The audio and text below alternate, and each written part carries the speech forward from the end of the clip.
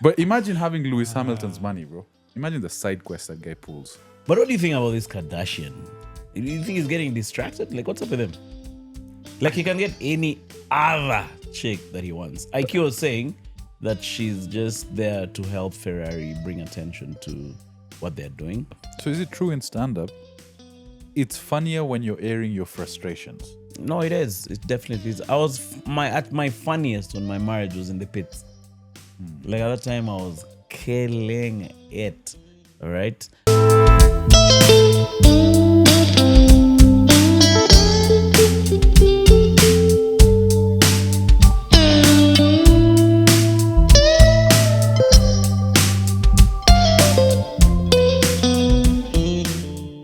Hey, you, the viewer.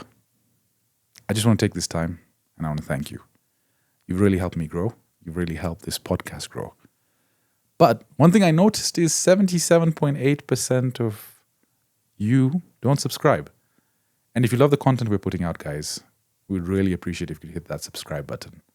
It goes a long way and it'll take this channel to the next level. Subscribe. What's happening, guys? We have a new sponsor, man. Cameras Africa. They've come in clutch. As the podcast was growing, we needed a partner to take us to the next level, and they came in, and to be honest, they've supported the podcast to a whole different stratosphere. Whatever you see in front of me is brand new. The mics, the FX30s, the roadcasters, the lighting at the back, they sat down with us and wanted to understand what we wanted to achieve, and we told them, and they worked with our budget. So they've come on board as a sponsor. They're really helping the show out. I want you guys to show them some love. If you have any equipment needs, whether it's videography, podcasting, camera, do check them out. I'll link all their details in the description. Show them some love. They've showed us some love. Let's get back to the podcast. Question. Should I wear shades? Are we begun? Shades? Because you're wearing glasses. Yeah, where? How does this look? Do I look like Amze? You look like a Russian guy who's picking up chicks. Hey, what's his name? No, Vladimir. Artur Margayan. Oh, that was during our time. Do you guys remember Artur? Yeah, Margayan. the Artur brothers. Where were they from? Romanians? Weren't there any Ukrainians? Same thing, right? It's like East Africans. Yeah. It's that part of Europe. Check it out, 360. Okay, let's go. Do you want to my bed? Do you remember that? Is that what you're planning to do with me, bro? I don't remember them, but do you remember them? Yeah, I remember them. I remember that raid at Standard Group. But what exactly? And then I remember this guy called me Chuki saying, if you rattle a snake, do not be surprised if you get bitten. But why did they come here in the first place? I don't remember the specifics. It'll be an interesting story to dive into. I don't know. Producer, can you search why they were here? Artur brothers. Maybe ask ChatGPT. No, ChatGPT. Have you seen this guy who's been testing out ChatGPT? With Mama's. So he records it doing stuff. Like he has this recording where he says, so he's doing the voice chat, right? And then ironically, it's a black guy, you guy. I don't know why he chose a black guy's voice. So he says, I'm going to go for a run. Can you time me? And then chat said, I can time you, man. Time you, yeah. And then the guy just moves for a second and says, how long was that? Then said, you've done 10 minutes. Congratulations. And it ended in like 2 seconds. I'm like, that's the one. Yeah, that guy. I think it's because that particular model, you know the geolocation things use? Geolocation? So, okay, here's an interesting thing. Have you noticed sometimes when you're on a road with a lot of kibandas, on Google Maps it says red because there's a lot of traffic there, but when you go there, no cars. Oh, for real? I've never noticed. Because what happens is some people who have smartphones have their geolocation on. So it seems as though they're staying still. Traffic, yeah. So that particular model doesn't have that plugin. No, Sam Altman said that that voice chat didn't have the plugin to start a timer. Okay. Yeah. Okay. So, but AI is getting up there, bro. Do you think you'll ever get to a place where guys are bored and they'll tell ChatGPT do a stand-up show at home? And mimic. To be honest, I think so. There's a stand-up comedy page on TikTok where it's a Kenyan stand-up comedy page. Okay. So this guy just does AI. Okay, they're shit jokes, but they're actually in a comedy club and guys are doing Kenyan bits. I'll send you the page. But thanks for pulling through, by the way. Like, me, I didn't plan anything for this one. Oh, for real? I had 2 cancellations, so I said... Damn, who canceled, bro? So I had this guy called George. He's a finance guy. Fuck you, mama. No. I'm trying to get him on Thursday. I'm kidding. So he's Shout out, man. He's coming on Thursday. Yeah. Then who was the other guy? I even forgot the other guy. But anyway, Bash is coming this afternoon. Yeah. Then you're here. And Eric was supposed to come. We were supposed to do a trio, but Eric, I think he got stuck in Melindi. Yeah, I was actually supposed to do with him a podcast with him yesterday. And then he called me and told me he's stuck. No, he told me he's flying around today. But congrats on the new studio, my guy. A spare bedroom. You guys, you're killing it, my guy. Actually, congratulations to you, bro. You've opened up a new place. It's not it's like a proper apartment. You've done up everything. We haven't done much to it yet, but it's a 1-bedroom. So we have the couch that you remember in the living room. Yeah. And then I have a place I can crash in the bedroom for now. But the living room is much more spacious. The loo is decent. You know what I mean? Sajid went to the loo in the previous apartment and he was really it was moving like this. So it's a bigger space. I'm looking for a table. So I'll have a table set up. Okay. In one corner of that room. So at least some conversations can happen on the couch. Yes. Some can have on that table thingy. How do you guys do live streams, by the way? That's one thing I'm trying to do. Ours is very rudimentary, bro. We just go live on the iPhone. So we connect the iPhone using Bluetooth to the roadcaster. So all the sound, if you listen to the live stream, the sound is a bit choppy. This roadcaster that we have, you can connect via Bluetooth. Yeah, you just connect via Bluetooth, and all the sound and all the things that are gonna happen on the roadcaster, the sound effects and stuff. So can we go live now? If you want to. Do you? You want to go live now? Can we do that? If you have your iPhone, we're in. Yeah, you go live on the iPhone and just use this as an audio interface. So Yes. So you can have clean audio there. How does You have that? your cameras there still recording the clean.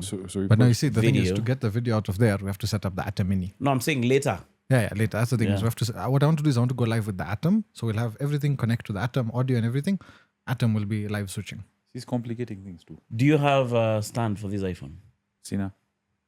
Okay, that's a problem. So you have to get a stand. So you literally plug it in and. Yeah, you put it on the stand and then we go live. So last week I've been doing lives the whole week. But see, I have the help. They can hold. Yeah, no, I'll hold it. No problem. I can hold that. Do they help you 24 hours? I mean, it's just during By the way, shoots. this team is. Yeah, of course. Chicky baby, hold on, babe. I bring Ricky. Basically, Ricky comes in. Aki maliza Pause. Safisha. Safisha the dishes. It's nice to have Nini, Ricky around, right? And then we make this guy roti. Checky baby, it's not working. Checky Ricky's around, he's gonna hold it. I'm kidding. Kwanza, Ricky, do you want to show Anytime yourself that on joke. camera? So when the news eventually leaks, and he's Muslim too, by the way. Oh, for real? So it's halal. Oh, no. Oh, shout out, bro. So it's halal. I wish he had a mic. I love Ricky on my pod. It looks like he has interesting stories. He's got an F1 pod. Oh, Formula One pod. Yeah. Damn. Guess what they talk about? Sex. Yes. Shit. guy. Nothing to do with Formula One. Kenyan podcasts are horrible. Ricky, you want to tell us about your pod? Yeah, give it. Yeah, give throw him it the- in. Yeah. Yeah, so I have a podcast. It's Yeah. been running for the last 3 seasons, Okay. but it's been on audio. So this is the first time it's on visual. Oh, nice. It's called the Downshift Debrief. We can put that up here. Yeah. Downshift Debrief. Shout out, bro. So we do a lot of Formula One talking. It's an you. Oh, okay. But then we do a lot of bashing on Max Verstappen. So if you're a Max Verstappen fan, Who's that? He's a Red Bull just guy. a fraud, a car merchant. Oh, okay. Yeah. Okay. He's been a fraud for the past 4 years. Why has he been a fraud though? He's been winning. Because no. Because here's the thing. I used to tell people you are only as good as the tool you have. You get? But Yeah, they would- even me, I tell people. Yeah. Not the tool you're thinking about. So you're only as good as the car you have underneath you. You get? You cannot give a good driver a shit car and you expect him to perform well. You get? So for the past 4 years, Yeah. there has been these regulations called the ground effect era, where it's all about aerodynamics. You Yes. get? So Mercedes didn't nail it and Hamilton was struggling. But Red Bull nailed it and Verstappen was performing well. Yeah. So it got him just at the brink of the 21 season where he won the championship and he cruised all through 24-25. Then McLaren got it right, and Lando Norris won. So this season, it's a new regulation. Verstappen is struggling. He's 8th. You get? Really? Yeah, he's 8th. He's behind some rookies Because I know. So he's eighth because his car is because shit. his car is shit. So Who's he driving for? Red Bull. Okay. Okay, let me ask you a question. Okay, we've established Max Verstappen is good. You know Max Verstappen. I think everyone knows him. To be honest, I don't. Okay, so it's okay. I know him now. It's Kitengela doesn't have Formula Bruh, 1 yet. you guy, man. The bar's their only place. But to be and fair, shit. this guy stays in Kitengela. So, okay, so Max Verstappen. I'm walikuwa na DSTV growing up. So Max Verstappen has been winning, right? Yeah. Now, last year, Lando Norris won the drivers' The drivers' championship, yeah. and Red Bull still won the world championship. No. McLaren still won the constructors' championship. So last year, No, wait. Because me, I follow Netflix. the Drive to Is Survive there a thing. version on Netflix? Drive to Survive. Oh, okay. It summarizes this. It's the like whole thing. it's like I'm not interested in football, sindio. So Netflix says, don't worry, hii season Give you tutakupatia highlights as a series for the whole season. for the whole season. So drama, what happens in the Saves you a couple clubs. of months You get of it, man. time. You watch all that shit. So that's what they've been doing for Formula One. Okay. So now the one that I opened up with, Lando Norris, won the drivers, but constructors was Red Bull. So that was last year. No. Last year, the constructors was McLaren. They won with like 5 races to spare. Okay. And Norris was world champion. Also in 24, McLaren was still the constructors champions. But Red Bull, Verstappen won the Verstappen drivers. won the whatever. Did you follow this Safari Rally in Kenya? The one the other day. No, you don't follow that. Oh, you don't follow it at all? No. Shit, you guys. You get it's a different socio-economic status. How come you're not interested in So Formula One is yeah? like Richard Mille Yes. and Rolexes, and Safari And, Rally is like, it's like G-Shock Casio. and Casio. Oh, So it okay. appeals to a different crowd. So it's like the guys for Coffee Pump, then Kisiangani Podcast. Huh? Yeah, exactly like that. No, it's Coffee Pump is Formula One. Check it, did you catch up with our latest episode of the Coffee Pump Podcast? No, the gentleman who was talking about affirmations was so interesting. Let me just tell you this. To credit Kisiangani, if we were to have a bout between the subscribers of Coffee Pump and Kisiangani guys would whoop the I don't shit out think of so. us. It's the same knickers, bro. You guys, you're Jamas, bro. No, And it's the same guys. we'll talk Unless about they this. fight each other. No, we'll talk about this. The Kisiangani Jamas are like Majembes. Bro, Manu says, I want to buy a new house. You get he's already got 1 million bob Bro. diverted to him by the Kisiangani guys. Shout out to those guys. Coffee- Okay. Class break over there. Look at bro. this. Look at this producer guy. What am I paying you for? Pay attention, eh? Nitakuchapa. Okay, back to because this is interesting. I'm learning about Formula One. Yeah. So Lewis Hamilton. You know Lewis Hamilton. Yeah, that I know at least. Yeah, at least. So 8 times world champion, Yeah. considered by many the best driver. Yeah. Is it the guy who's with Kardashian right now? They're friends. They're just friends, bro. Come on, the friends kiss. Come on, wake up. Seriously. IQ was telling me she's just there She's had more black guys in prisons. You know? Bruh, you guys. Yeah, man, Shit. please. So, You're supposed to do. okay, finish your question, then I'll ask mine. This guy is slow, eh? I'm finding the effects. Okay. No, which is the not that one. Yeah, That's the rim shot. The applause is up there. The other one. The other one. No. There's another one on that side. Up there, the other one. Yeah. so that one. So your finger should be on that one in rim shot. Yeah. You know what a rim shot One is? up there and rim shot. You watch Pornhub quite a lot, so I'm assuming. Yeah, there we go. I saw. So when you That one is if somebody says something stupid, I guess. yeah, exactly. So Yeah. Lewis Hamilton, after Mercedes, he dipped basically. Was it because okay, so he won quite a lot of championships with Championships Mercedes, with Mercedes. but there was a huge dip that forced him to go to To Ferrari. Ferrari. Talk to me about that dip. How come? So here's the thing. Hamilton last won a championship in 2020. 2021 was controversial because rules were bent literally on the last lap. No, that was fucked up. That Yeah, that I, was fucked up. that I think he should have So, won. yeah. So And here's the maybe thing. just So to between maybe just to highlight guys as to what happened because Kisiangani guys watch Formula One. Yeah, they do. Yeah, I'm Are the you sure least they do? sophisticated member of the Kisiangani podcast. yeah, no, Kisiangani guys. Bro, they're giving him $1 million. I'm to buy a leading them house. from the back. Let's go, guys. So yeah, maybe you could explain to people why he lost. So here's the thing. In Formula One, let me first break it down to you. There's something called a safety car, yellow flag, and a red flag. And then during the safety car or during the red flag, this is when a serious accident happens. Yeah. And you're supposed to like slow down, let the track be cleaned or the circuit be cleaned, and then now you resume positions. Okay. So during this safety car, the yellow flag, the cars that were lapped are allowed to unlap themselves. You get? So if Lewis had lapped you 2 times, you're allowed to go past him Twice. twice. So you unlap yourself. So you maintain position. You if maintain there's an position. accident. Okay. So between Lewis and Max, there were like 6 cars Yes. that were lapped.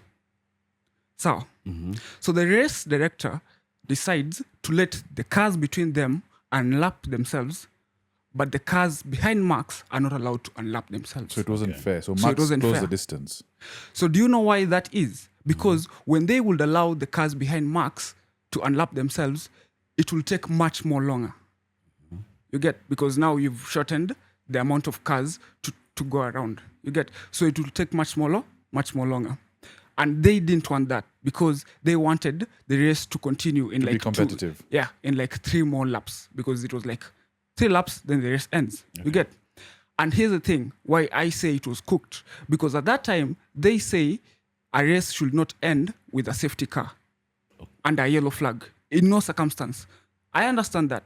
But in preceding seasons, they allow a race to end with the same yellow flag that you said Lewis's race would not end in the yellow flag. So to basically summarize it, Max Verstappen closed the distance Yeah. and Lewis lost. So they allowed Max Verstappen to close the distance. And at this point, Mercedes' garage had let Lewis stay out. By staying out, I mean they didn't allow him to pit, because under a yellow flag and a red flag, you're allowed to pit for a free pit stop. You don't, okay. Where you can in a change normal- where you can change where tires. you can change tires. In a normal safety car, you lose like 20 to 22 seconds. In a normal pit stop, 20 to 22 seconds, because you have to like go, there's a pit limit, like 80 kilometers per hour. So that slowing down makes you what? Makes you lose 20 to 22 seconds. But in a yellow and red flag, you're allowed to have a free pit stop, that's 10 seconds. So Lewis's side of the garage said, because the race is almost ending, I'm pretty sure we're gonna end in a safety car. Lewis stay out, keep position. But Red Bull's side, they decided to pit Max. He had fresher tires, soft tires. So Lewis's tires had gone like for 30 laps.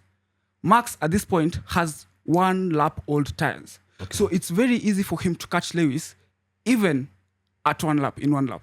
Oh. So they allowed Lewis. Lewis was just a sitting duck. Yeah, but I love it. I love that breakdown. basically Lewis won. Lewis lost. And that started Lewis's downfall. How many? I'm how not gonna long ago was that? 5 years ago. I'm not saying And he hasn't won since. I'm not saying, I'm not saying it started Lewis's downfall. What happened is this. It coincided with Mercedes not nailing the regulations. Because as I said, it's all about regulations. Regulations change.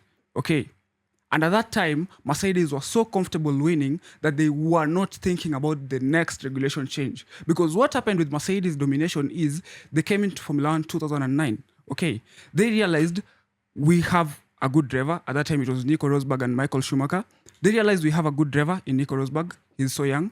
What we need to do, we need to nail the regulation change in 2014, which was now phasing out the V6 engines to bring in the turbo hybrid era in 2014.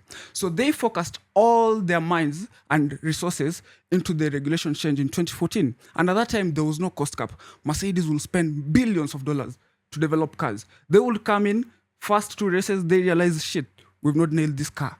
They go back to the drawing board. They build a brand new car. And they go ahead. So at that time, money was on their side. There's no cost cap. The cost cap is like FFP rules in FIFA. Okay, you were not allowed. There was no cost cap. Like you can spend as much money as you want. Okay. So that was on Mercedes' side. At that time, there was a driver called Niki Lauda. You know Niki Lauda? Yeah. So Niki Lauda was like consultant. He had shares at Mercedes. So he was a former F1 champion. He's been in the business for long, so he knows how to develop cars. He even developed his own Ferraris when he was racing. So what he did is he went, got Lewis from McLaren. At that time, he was racing in McLaren. Told Lewis, here's the thing. We are not a good team right now, but we promise you we're going to give you the best car to give you a title shot. At that time, Lewis had won one championship, bro.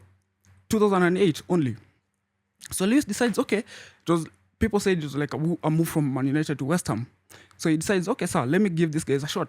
He goes to Mercedes. That time, Mercedes have nailed the regulation. They know they have a capable car. Like this season, they know they have a title-winning car. So all they wanted was just to pick up the stones. We have Nicky, we have Nico, we want a number one driver. This is Lewis. You look at Lewis and Sebastian, who do you want? You want Lewis in your car. Mm-hmm. So they decide, okay, so now we've got everything. So they nailed that. They nailed the regulations. They nailed the drivers. They nailed everything in 2014. But they were so comfortable between 2014 and 21 that they had won everything.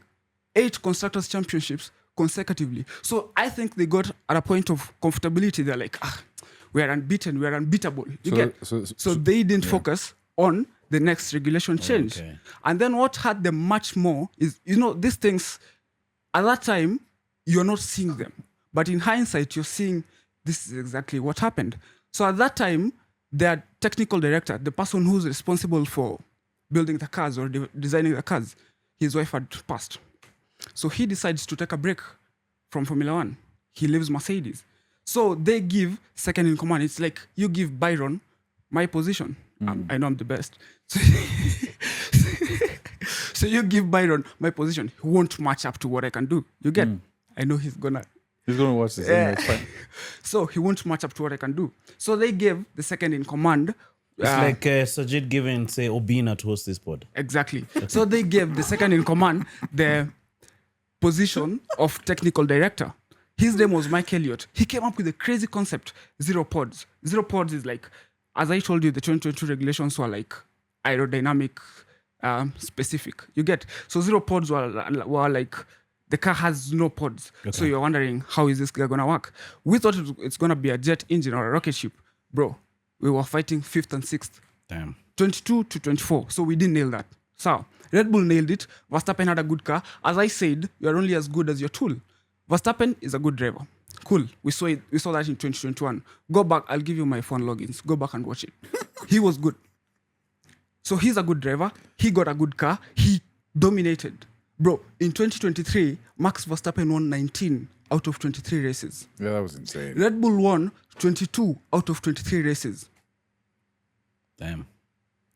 That is how good that car was, and that is how good Max Verstappen was. I am going to give Max Verstappen his flowers. He's a good driver. So right now, Red Bull did not nail the regulations. Why? Because as I told you, look at things in hindsight. In 2024 to 2025, Red Bull had a lot of politics. So the immediate team principal at that time was Christian Horner. He and the other leading figures at the team, they were struggling for power. You get? Because the owner of Red Bull at that time, I don't know his name. It's a German guy. Dietrich something. He passed. Adolf. Yeah. No. So he passed. Adolf Gatry. So there was a his first episode is 6 hours long. There was a power vacuum. So Christian Horner needed that power. But the guys at Red Bull did not want Christian to have that honor, that power. So what they did is, now there was in-house wrangling. When there's in-house wrangling, things never go well. Like, for example, I and Fazar probably were not seeing eye to eye. Oh, you guys, right now, for example. Not right now. Oh, sorry. In future. Things will not go well. Okay. So, and it coincided with him having, what's it called? Sexual harassment suits. Oh, damn. So it destabilized the team completely. Up until drivers like Verstappen wanted to leave. Their lead technical director, Adrian Newey, wanted to leave. Adrian, by the way, is the person who engineered championship winning cars for Michael Ricky. Hamilton. We- No. Let's reel it back in. Yeah. Yeah, I'm finishing. I'm So- finishing. so- So He's all that, landing the ship, right? all that, What I want to understand is like the downfall. the downfall of Lewis. Yeah. So what happened is this. First of all, it's not Lewis's downfall. What happened in the beginning? No, it wasn't Lewis's downfall. So in 22, Hamilton's contract was going to an end. So it was like 1 year to go, 23, then it expires. So Mercedes were very desperate to hold on to Lewis because, I mean, he's the best driver on earth. So you're desperate to hold on to Lewis, but then again, you're cognizant of the fact that he's aging. Okay, so you're not pretty sure if age will catch up to him. Like How old is he then? at that time, right now he's 41. So 2 years or 3 years ago, that's 38. Okay. So you look at drivers like Fernando Alonso, they've lost it. You look at drivers like Daniel Ricciardo at that time, he's lost it, and he's much more younger than Hamilton. You look at Sebastian Vettel, quite the same age as Hamilton, he's lost it. So as the Mercedes board, you look at Hamilton and you're like quite wary. You don't want to give him a long contract because probably he's lost it. So, but then again, you're not very sure that he's lost it because the car you've given him is shit. It's shit, yeah. So what do they do? They Even more if he's almost so about to lose. so what do? They give him, because Hamilton wanted like a 3+1 contract. What do I mean by a 3+1 contract? Like 3 years is mandatory for him. Then the +1 is him to decide, I want to stay longer, or like it's for him. Good. But then Mercedes, they're giving him a 1+1. That's basically 2 years. Cool. And as a driver, Hamilton's age or Hamilton's caliber, you don't want to be in limbo because F1 shifts quite rapidly. Yeah. You get. So he decides, cool, I'll sign this thing. But at that time, Ferrari are also knocking his door because they have brought in a new trim principle. They have brought in new machinery. They have brought in new equipment. So they're knocking at his door. They're suiting up for him. The Ferrari chairman, was literally banging up Hamilton's phone. The Red Bull team principal, Christian Horner, was literally banging up Lewis's call. He was like, nigga, we see you don't have... Oh, shit, not nigga. They're like... Yo, that is hilarious. They're like, hey, man, Mercedes haven't given you a championship contending car. We're going to give you this. You've seen what Verstappen has. Right. So Hamilton, at that time, he has potential suitors. So, but Mercedes... No, they have like a 23-year relationship with Hamilton. They know he won't go anywhere. So 2020, his contract expires in 23. 24, he signs a 1+1. Cool. But he is quite sure that he's not ending Formula One because, in short, that was Mercedes telling Hamilton, we are the ones to call it quits on your career. But Hamilton doesn't want that. So he decides, I'll sign this contract, but the +1, it's my obligation. It's my optional clause. I will leave when I want to. So he sees out his 24. He signs it in 23. In 24, February 1st, 2024, he signs with Ferrari. So meaning he's only going to stay the +1. 25, he cancels out the other one. He goes to Ferrari. So at Ferrari, I'm pretty sure he's been given a long-term contract because, bro, you cannot pay 100 million for a short-term contract. Cool. So Ferrari gave him 100 million, much more than what Mercedes was giving him. Ferrari has given him an ambassadorial role, what he wanted at Mercedes, but they didn't give him. Ferrari has also pumped in another 100 million for his off-track missions, like the... Kardashian. Yes. You were really waiting for that, yeah? Yes, in the house right next to us. So they've pumped in 100 million for his off-track organizations like the Mission 44, his clothing store, his like everything that he does. So he's set up. So I mean, you are Lewis Hamilton. You look at 100 million. This is your salary per annum. So this is your salary per annum. You see the 100 million that's going on to your organizations, and then you see that you have another ambassadorial role for Ferrari, a lifetime. Yeah. Where will you go to? You go there. So now I've broken down why he left Mercedes. Cool. Let us go to last year. Last year he struggled.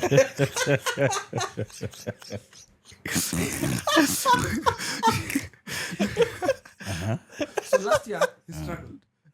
Let's finish, bro. We're in already, bro. Let's commit. So last year, I've cut him off. No, we don't know what happened last year, my guy. What is your mic? Okay. So last year, what happened was this. I've told you the cars are designed specifically for a driver. Sawa.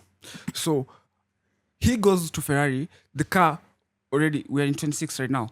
Already by September, 27 cars are being designed. As drivers, for example, you two are driving for Ferrari, you give your engineers feedback. You tell them, this is what I want for next year's car. So Hamilton's car had feedback, but not from him, from the driver who was there, Carlos Sainz. Sawa. So you come in, you find a car tailored specifically for Charles Leclerc and Carlos Sainz. It's undrivable, okay? And drivers out here all have different driving styles. So coupled with the fact that he's joining a new team, first of all, there's language barrier because everybody in Ferrari is Italian. There is location factor because Ferrari is the only team in Formula One that has its headquarters in Italy, outside UK. The other 10 teams have their headquarters in the UK. So as a British man, raised in the British system in McLaren and Mercedes, you are going out of your way to go to this Italian team, to go learn new things in Italy, in Maranello. And then you get a car that's not designed for you. So you're bound to struggle. You're bound to learn the ways to drive this car. So he struggled. But this is 26. We are in 3 races now. We've seen what he can do with a car that he himself has designed. Because as I told you, you give feedback on what you want for the car. Because when a car is already built, there's so little you can change. The fundamentals of the car that you can change is so little. You can't change the core part of the car. You get? So last year's car was just about correction. I know Sajid is bored right now, but anyway, I'm done. Wait. I'm interested. Wait, you ask a follow-up question. I'm done. Okay, no.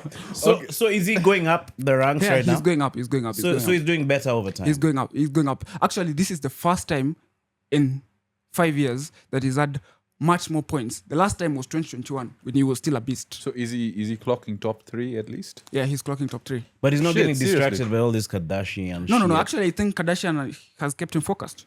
This is the much more focused. Listen, Yeah, the because last time Kanye is quite focused right now too. the last time I saw You guys, did you see the Kanye concert? Which one? The one for the church thing? Yeah, the one the other day. I saw the new He had song. Lauryn Hill there, like they're on this crazy looking stage, which looked like they're standing yeah. on top of the planet. We'll actually talk about that next. Yeah, so just to finish off, I think this is the first time I've seen Hamilton focused in 6 years. Well, Okay, so he's doing better. Yeah, he's doing better. long and short. No, yeah, he's doing. He's doing. Okay. You have Twitter? I don't think so. Yeah, I have Twitter. Really? Yeah. May have to go check out your I want podcast. to see your tweets. No, because he talks on the tweets. There's multiple tweets, Mm. and you combine them together You're quite informed about this stuff, bro. because he's very passionate about it. Yeah. So, I've actually watched it since I was in Form 1. That's 13 years. okay. Is there a classist thing? I had the Formula One guys. The guys who say, I am a Formula One guy. Have you ever heard that story? There's a I don't want to say it's a classist thing, but there's a class. Because for me right now, I've existed as a Formula One fan before DTS, Drive to Survive. Then there's someone who's just watched Drive to Survive and then he's coming to tell me shit and I'm like, nigga, you don't know that thing is scripted? Oh, okay. Like, for example, this he watches, he binge watches, what's it called? Cool. DTS, the whole season 8. but So you don't have respect for such person, they right? have curated it for but, drama. But here's the thing: you have to respect what DTS did because you want your sport to get more attention. I understand. It's like UFC. If you remember Conor McGregor brought in a lot of attention. So a lot of casuals started watching because of him, and they became hardcore fans. And I get like the people like you OGs who used to watch back in the day. You're like, what are these fuckers doing? But for the sport, I think if Mimze is watching now Formula One, and before he said it was a boring thing, but when he watches Drive to Survive, he'd be like, and yeah, It's like a gateway. it's a gateway, Yeah. right? Yeah. They're gamifying it. They're giving it stories and narratives and arcs. Yeah, I think it's good generally for the audience, right? Yeah. Yeah. But thank you Really for know that. you have that podcast. Yeah, so what's It- what- Sorry. Go ahead, Derek. No, black people here No, have rights. Indians are very I mean, I'm black. You can marginalized in address this me. country. No, black people have rights. We're in Kenya, have to be careful. Please. So the name of the podcast is? Downshift Debrief. Oh, okay. Downshift I'll check it out Yeah. for sure. It shouldn't be called Brief.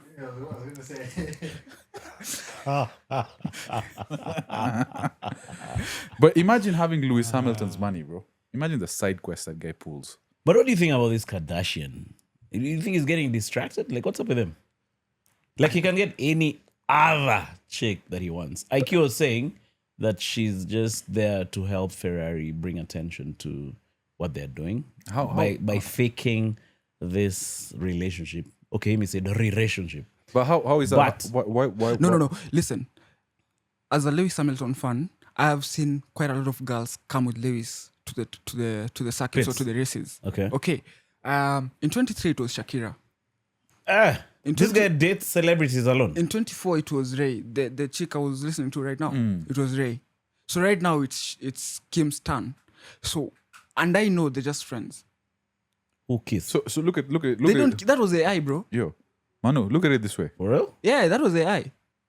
Look at it this way, yeah. They don't even fly the same jet, bro. Kardashian has a jet. I don't think she affords, but Hamilton has a jet. Yeah, for sure, bro. You're saying look at it how? Look at it this way. Like if you're a guy in Nairobi today and you earn a decent living and you dress well and you're single, you can pretty much whore around every week and you can pull in women here and there. Mm-hmm. Now imagine having Lewis Hamilton's fame, notoriety. Actually, is not notoriety has a negative connotation, but the fame, the money, the wealth. So, No, also put in notoriety. okay, that enough. He's like a good bad boy. Yeah. This guy is pulling side quests. So Kim Kardashian, if she was here today and she said, I want to fuck one of you or all of you, would you say yes? Yes. Yeah, I would. My point is, as guys, that's a side quest. So for him, I think it's a mama. She's hot. She's well known. To his boys, will be like, yo, this guy banged Kim Kardashian. It's simply But that. you think that No, guy but I can don't get think- a hotter mommy? Of Bruh. course he does. Of course he has. He I don't must think- he must have hot mamas that are on the side Yeah. over there. No, That are let me not tell public you. facing. The Like, reason why, first of all, I'm against this thing is because Hamilton also dated Kardashian's sister. so what? So he's He's keeping it in the family. Listen, they hang out literally together. Hamilton is here, Kardashian, Kim is here, and Chloe is here. How is that working out, bro?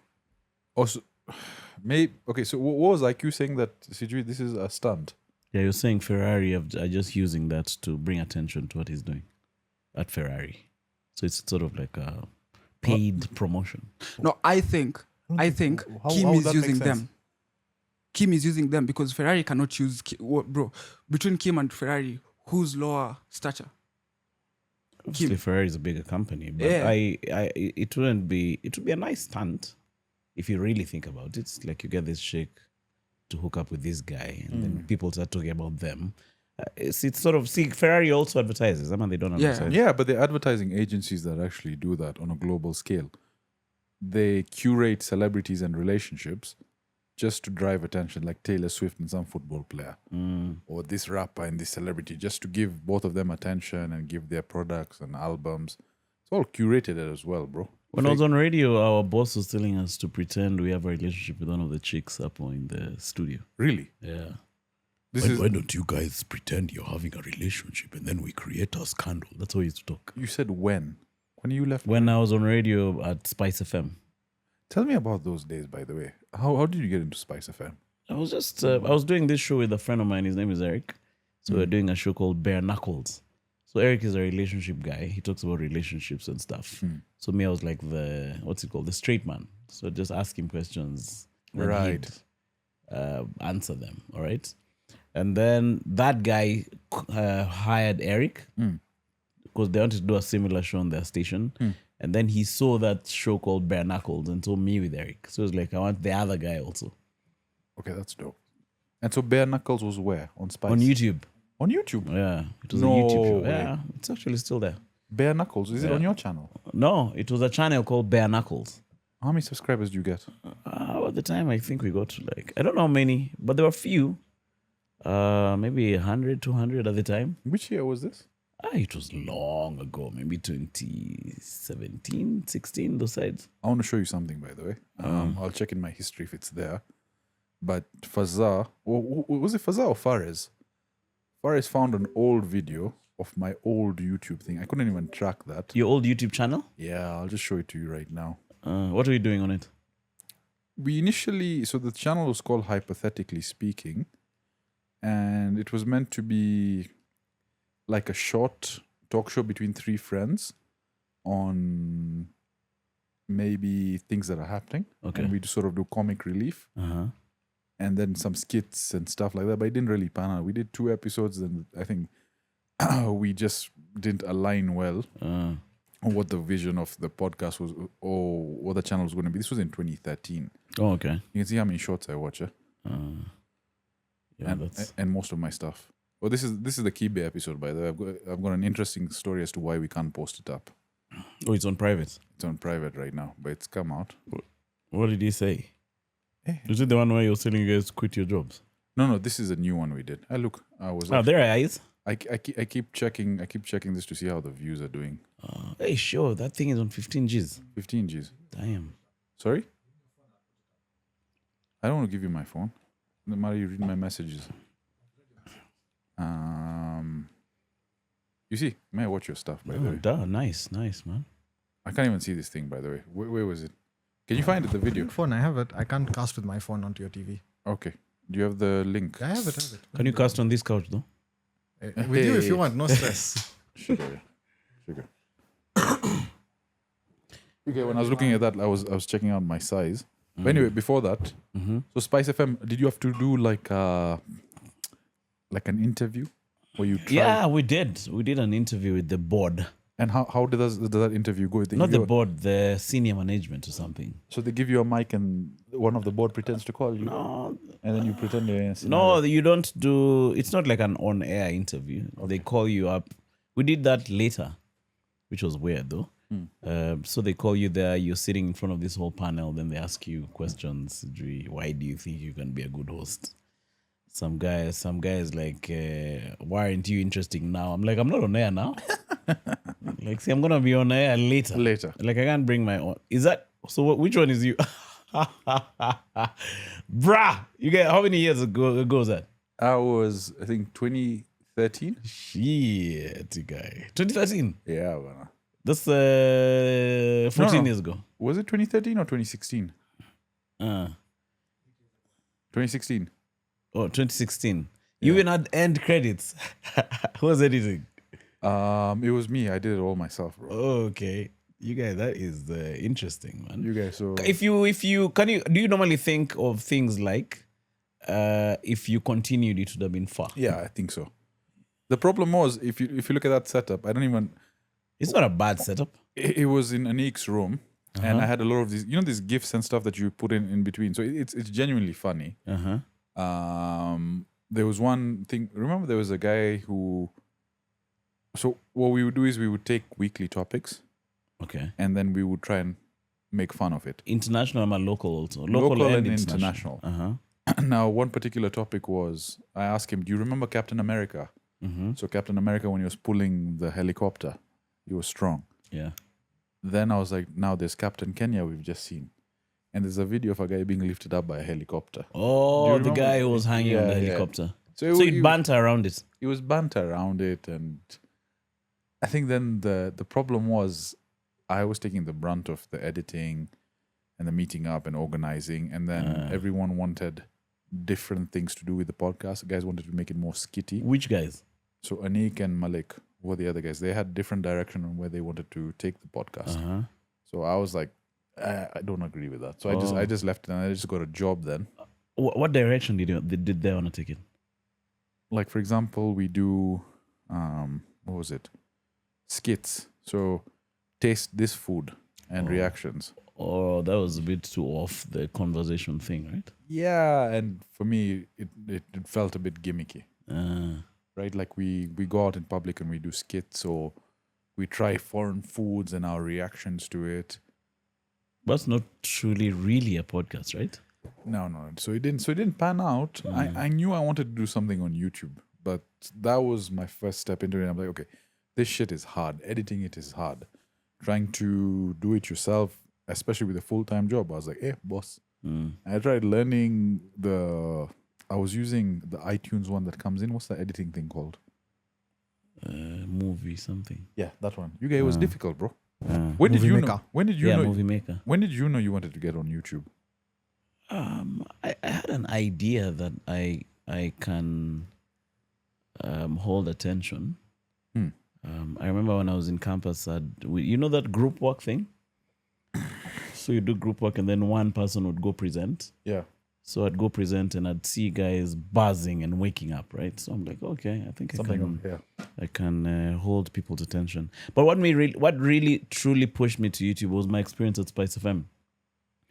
I was like, I can't let someone else have the power to shut me off. You know what I mean? Like I can't let a guy who can sit in a room and say, hey, I no longer want this guy in front of a microphone. So I needed that. I needed to hold that option for myself. Right. All right. So that's why when I left that Spice FM place, the first thing that I did was look for mics and just like I was so excited that I can have my own mic. All right. And just switch on a camera and I'll have my material on YouTube. Because also being there with my co-host, it wasn't a fun thing.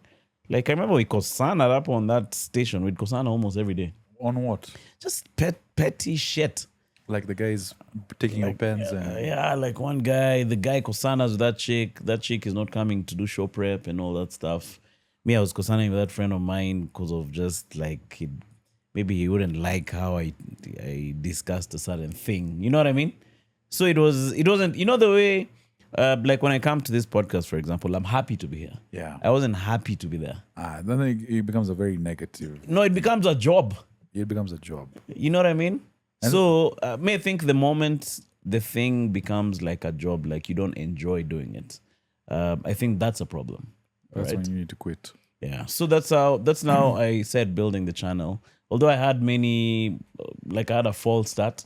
Because when I started off, I was still doing the Spice FM relationship shit. And then I dumped that and now started doing this other format that we're doing right now. So take me, I don't think we've actually ever talked about this and how you first got into stand-up. I watched, my life was going through some shit. I'd lost the house that I'd built. I'd actually lost my life. What do you mean?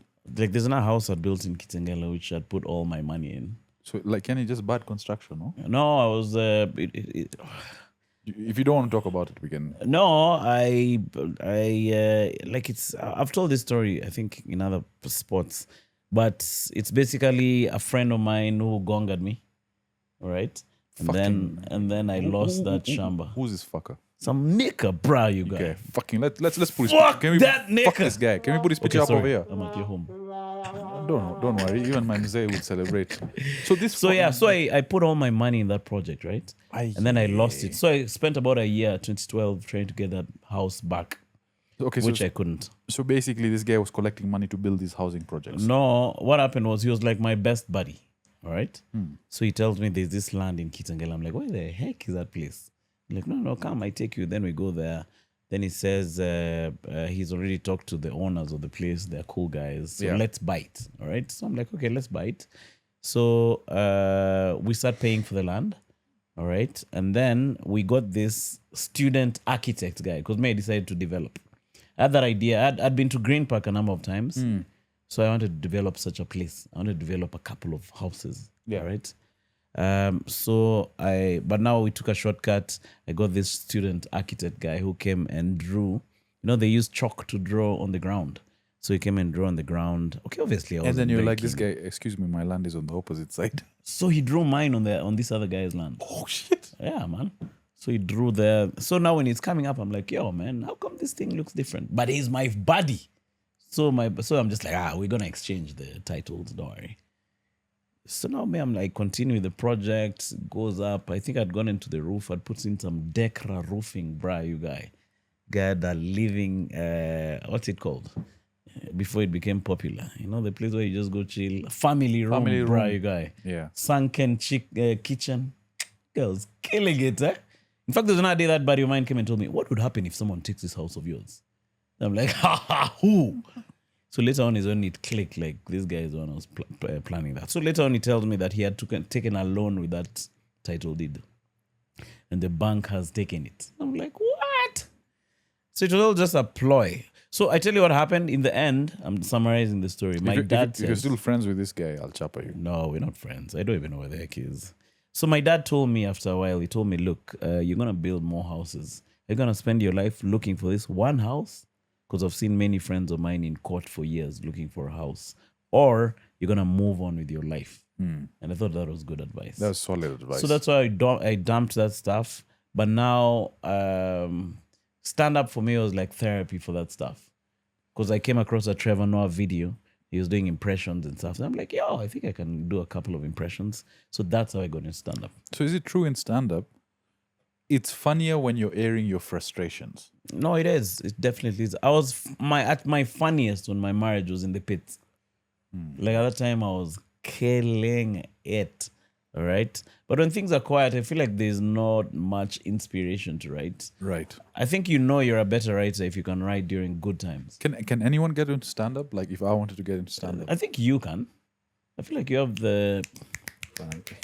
You guys, Huh? compared to you guys, me, I'm very slow with things. No, so you have to build it. Okay, so like the first set, I just go complain about being a Mwindi in Kenya. No, there's a technique definitely on how to write the bit. So we don't just go and say, black guys are unfair. See, I don't think that'll work, you guys. You're gonna get crickets. Take it, guys. Looking at you. Take it. All right, let's try and build this up. Let's build Sajid's first set. What would be the opening joke be? How should we approach it? Like guys, I live with my family. That's a nice.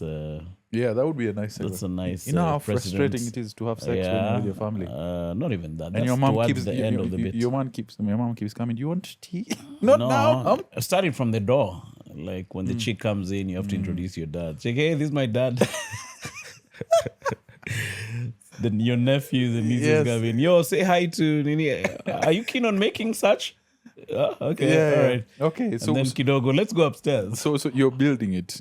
You're introducing her as a nice girl, and then on the back end you're going to rail this mama upstairs. Yeah. And your mom is like, oh, what do you do? Yeah, and your folks are downstairs, so you're railing her. And when you're done, your dad is like, good job, son. So you see, that's where the stand-up comedian comes in. That's actually brilliant. Yeah. I want to give you advice. So this working with friends. Obviously, you've learned the hard way. Yeah. There was a friend of ours. You know, I've gotten in trouble for saying people's names on the podcast Don't from my say, past bro. year, so I won't say his name. We'll just call him Prachad. Yeah, let's call him Prashad. So, Prashad. So Prashav. Prashav, okay. So Prashav, architect, and there was a project in Mombasa. Now, if you guys know Miritini sides, Miritini is as you're coming in from Mombasa. So if you go further out, it's basically to the Nairobi road, right? So there was a project where they needed a wall to be built around this property, yeah? And so I said, so I've got a guy who can source it out. Now, the problem is after that road in Miritini, there's a bit of a slope. Then the road is there. Then there's a piece of property, and then there's another slope, and there's a road. So it's like in a dip, and there are two pieces of property, and there's a road in the middle. So essentially, what this architect wanted, what this person wanted was a wall built around it, because there were a lot of squatters, and it's a massive fucking property, maybe 20, 30 acres. All right, damn. So huge pillars, construction, everything done. Now, we told the Jama, I've got an architect, I've got a friend who can do it. He's got his whole team, he'll sort you out, he works with constructors, he's done several projects. He had done a couple of projects which I had seen around Nairobi, so I was like, it's sour, we'll make a bit of money. So as friends, we got together, we said, let's push him and pivot him. So the guy trusted us enough to give this guy the job. And we told him, look, we'll go visit the property, we'll see what we have to do, and then we'll leave you there. Are you okay living in Mombasa for 1 to 2 months to do the project? And he was like, sour. So he didn't come for the initial inspection, right? But he sent his team. Now, we said, this is the property, this is what's going to be done, agreed, this is how much the money is, sorted out. So we go back to Nairobi. We tell him, so go ahead, bro, we've got half the funds, you can go and build the wall. So 1 month passes, no updates. Call the guy, what's up? He's like, yeah, I'm still working on it. Okay, so. 2 months, nothing. 3 months, nothing. 4 months, we're like, let's go and visit. So he's like, when we reached over there, he's like, I'm done. Now, when we figure the place, this guy is showing us wall he's built. He's done everything. He's like, this is this, this is this. Everyone is silent. And I can see the landlord who had given us the project is fuming. The guy had built on the wrong plot. For real. He built For 6 months, he had built the wall on the wrong property. So the guy... on how many acres? So basically it was like 20... So 10, 5, 5, 5, 5, So he built So a on the wall, 10, on the 10 acres. a 10-acre On the wrong plot. perimeter on the wrong plot. On the wrong fucking plot. You guy, that is crazy. So apparently the guy he sent who was part of his team was not actually part of his team. He was just there to hold face. So when the guy told him, he told him the wrong side of the wall.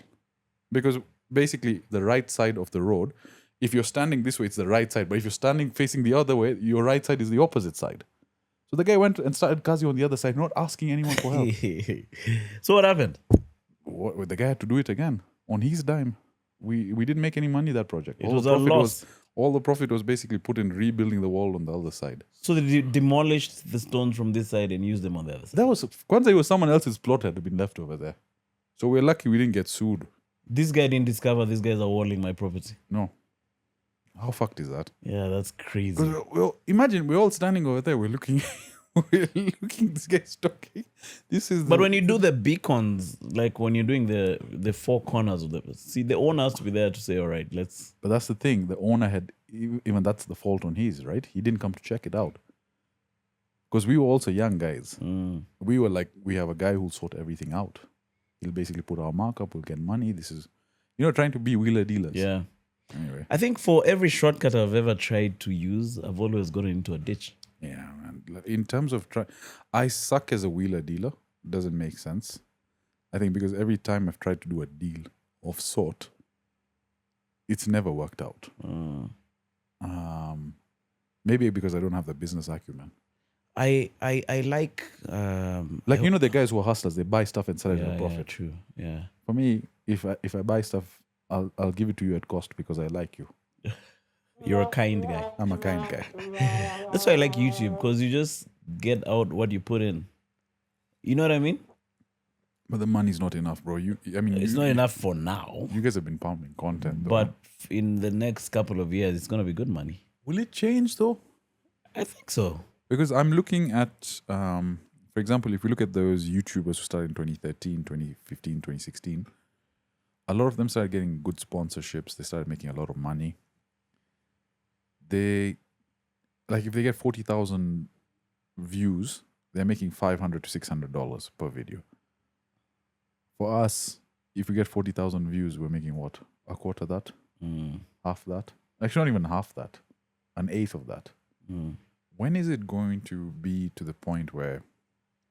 Actually, you know what? We're not talking negative. We're going to be... We're positive. The money is coming. So... The money is coming. I wanted to ask you about that positive stuff, because you're here with that brother of yours. What's his name? Bobby Gadia. Yeah, that was a nice podcast. Dude. He was talking about being... In fact, on my way here, I wanted to ask you about that. Tell me. When I was up at Forest Road. I wanted to ask you. He was talking about affirmations and speaking positively. You know how weird that thing was? So how much... Is it abnormal just to be just like this positive guy? I'll give you the weirdest fucking week I've had because of that positive affirmation thing. So Bobby came and we did the podcast on, was it Saturday? He came on Saturday. Ricky fucking edited it up. It was up during the week. And I rewatched it again and I remembered, okay, we're not putting any negative thoughts. So that's why I held myself from talking about negativity when it came to the money. What he basically says is, talk about things as though they've already happened. Okay? If you're in the car and you want to drive, let's say you want to drive a G-Wagon. In the car, you're positively saying that I'm in my G-Wagon, I'm enjoying my day, right? Success is me. Financial freedom is something I've conquered. So you talk as though things have already happened. Mm-hmm. That's the frame of mind you want to be. Don't say, I anticipate money coming in. Say, I have wealth, I have abundance, I have friendship, I have conquered the financial and YouTube world. So I said, just start talking like that and talking to yourself out loud. So I'm like, Sawa, let me give it a try. Okay. So the next day, Thursday, there's a Thursday management meeting we always have. It's at 9:30 in the morning. Now, I'm a bit of a late night owl. So those morning meetings, I'm always late for it. But I said, you know what? Positive affirmations. I'm going to have a great day. I'm having a great day. I'm on time for the meeting. I've had a successful meeting. It's a super productive meeting. Just talking as though things have happened in the past, right? I figure at the office, the meeting hasn't started. And it's a different format of meeting, which I actually found extremely successful. Mm-hmm. So they changed the shift of the meeting, the leadership meeting. And I was like, okay. And in the car, I kept telling myself about this contract that I'm supposed to sign, which is happening in 2 to 3 months, which is very strategic.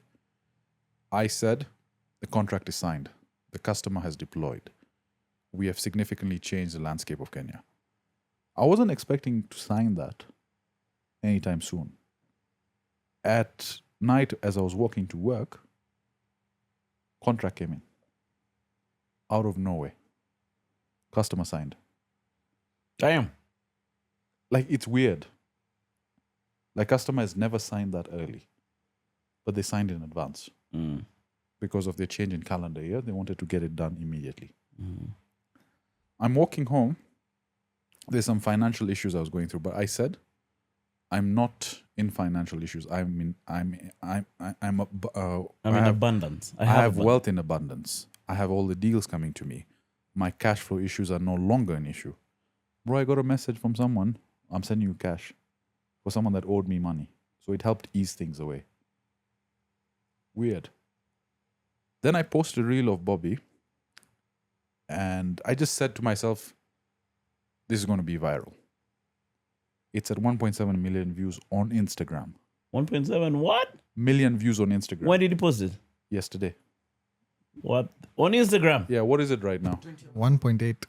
Just now. 1.8 million. Damn, that's crazy, bruh. Positive affirmations. What the fuck? Shit, so when are we going to be complaining? Oh, guys, please subscribe. Because it's fun to complain, bruh. It's fun to bitch and moan. But I have a question. Yes. Like on my way here, I was telling myself that I'm going to have the biggest podcast. Yeah. The podcast is going to be the largest podcast in Africa. Don't say I'm going to have. Say I have. Or I say I have. I have. Okay? Me, I'm telling you what I was saying. Okay, sure. But I should say I have, right? I, Manu. Have the biggest podcast. How do you refer to yourself in the third party? Big Dick Schlong? But I don't know if I don't call myself by my name. What do you call yourself? Darth Vader? Mutombo. Mutombo. To be honest, I've never. Mutombo, I is that actually similar? don't know how I refer to myself. Mutombo, is it similar to Tombaji? No, Mutombo is Dikembe Mutombo. You don't remember him? Dikembe Mutombo? He was an NBA guy back in the day. Really? Yeah. But listen. As in Gara Basketball Association? No. You should check him out. He's from Congo. I think he's passed on now. So I was making those affirmations, but I'm thinking about what you've said, and that's awesome. All right. And then it requires some level of discipline to change your thinking to that. Yes. But there's also the question you've posed earlier. You've said, how are we gonna get money from YouTube? Okay. So that you could reframe it. It's not a complaint. It is a question. Because if you don't ask the right questions, you can't get, your mind won't give you the right answers. Correct. So maybe let's do a positive affirmation exercise with you. What do you want to achieve in the next 5 years? Give me your goals. I want in 5 years. Yes. I could give you for this year. Or just tell me what are goals you have. Let's simplify that. What are goals you have?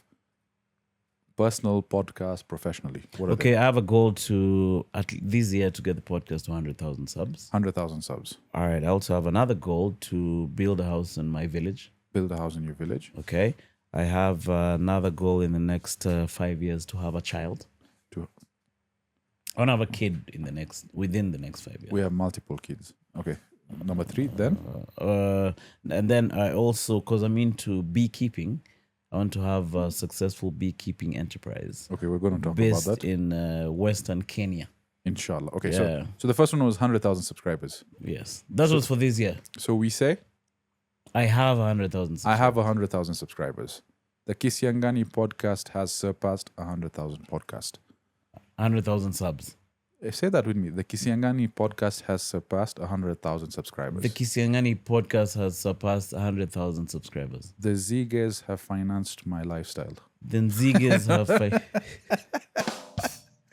have financed my lifestyle through enjoying my hard work. Yes. I have built a strong community. I have built a strong community. The Kisiangani podcast is the #1 podcast in Africa. The Kisingani Podcast is the #1 podcast in Africa. That's something you say every morning in front of the mirror, every afternoon in the car, on your way to home, on your way to work. That's something you repeat. Let's start from here. I'm going to ask you for Bobby's number later, Yes. right? Yes. But do you see, one of the things I check before I listen to someone is if these things are working in this person's life. I think they Do have. you see these things working in Bobby's life? So he went through a turbulent journey. Do you remember PC World? Yes. He was the owner of PC World, All right. right? He was in extreme wealth. I mean, I remember their shop in Westland. Exactly. I mean, PC World was everywhere. Bro. They Yeah. were the main suppliers of everything. Uh-huh. But they fumbled it up as well. He got divorced. Okay. He lost his wife. Like a lot of negative things happened to him. He was suicidal. He tried committing suicide, trying to killing himself. But now he's built himself back up. He started a business. Radio 44? Sorry? Is he part of Radio 44? He has something to do with it, but I'm not sure if he's part of it. Okay. But he has a HR company called Anza now. That being said, he discovered that this positive visualization and his journey in the next 10 to 15 years is to highlight the youth and save them from what he went through. Okay. And he believes that he's got a coaching journey now. So his coaching journey has started taking off. This positive visualization, if you look at him from a physique perspective as well, the guy was radiating completely differently, bro. When I met him prior, like he still had a lot of positive energy compared to what he has now. Completely different man, and I could feel it, man, just by like hugging him. I was like, dude, your aura about you feels very different. Oh, for real? He's created a mastermind WhatsApp group. I think there are over 200 people. Plus, if you go and watch Bobby's episode, you can join it from there. He's doing talks. He's doing classes. He's more positive. The other day, we met him with his friends. He was just he was just happy, you know. Okay. And it's something he didn't have 5 years ago.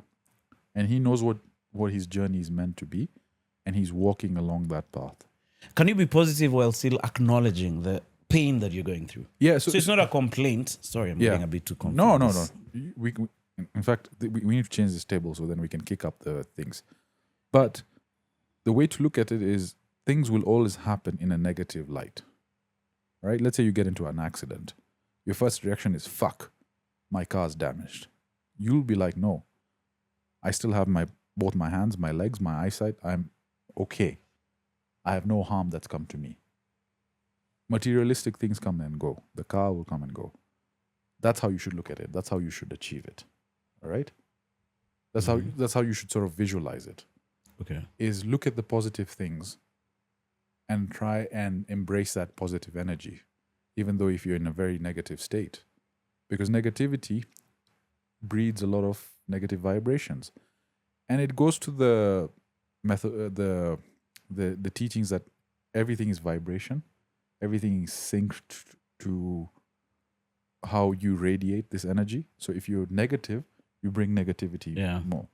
So things will just deepen your mood. But if you're always in a positive mind frame, you attract positivity. Even if negative things come towards you, they diminish quickly. Yeah. Even fear. Like if you're always speaking fearfully, most of the time those things happen. Have you ever been scared?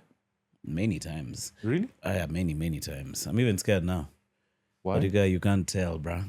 Why are you scared? Yeah, like all the time, scared is a bit of a stretch, but all the time you're in front of a camera, it's always It's a bit you have to be nerve-wracking. conscious about it. And I was telling this to my ex those days. I used to tell her the thing that I survive with, and I'm just saying this to agree with what you're saying.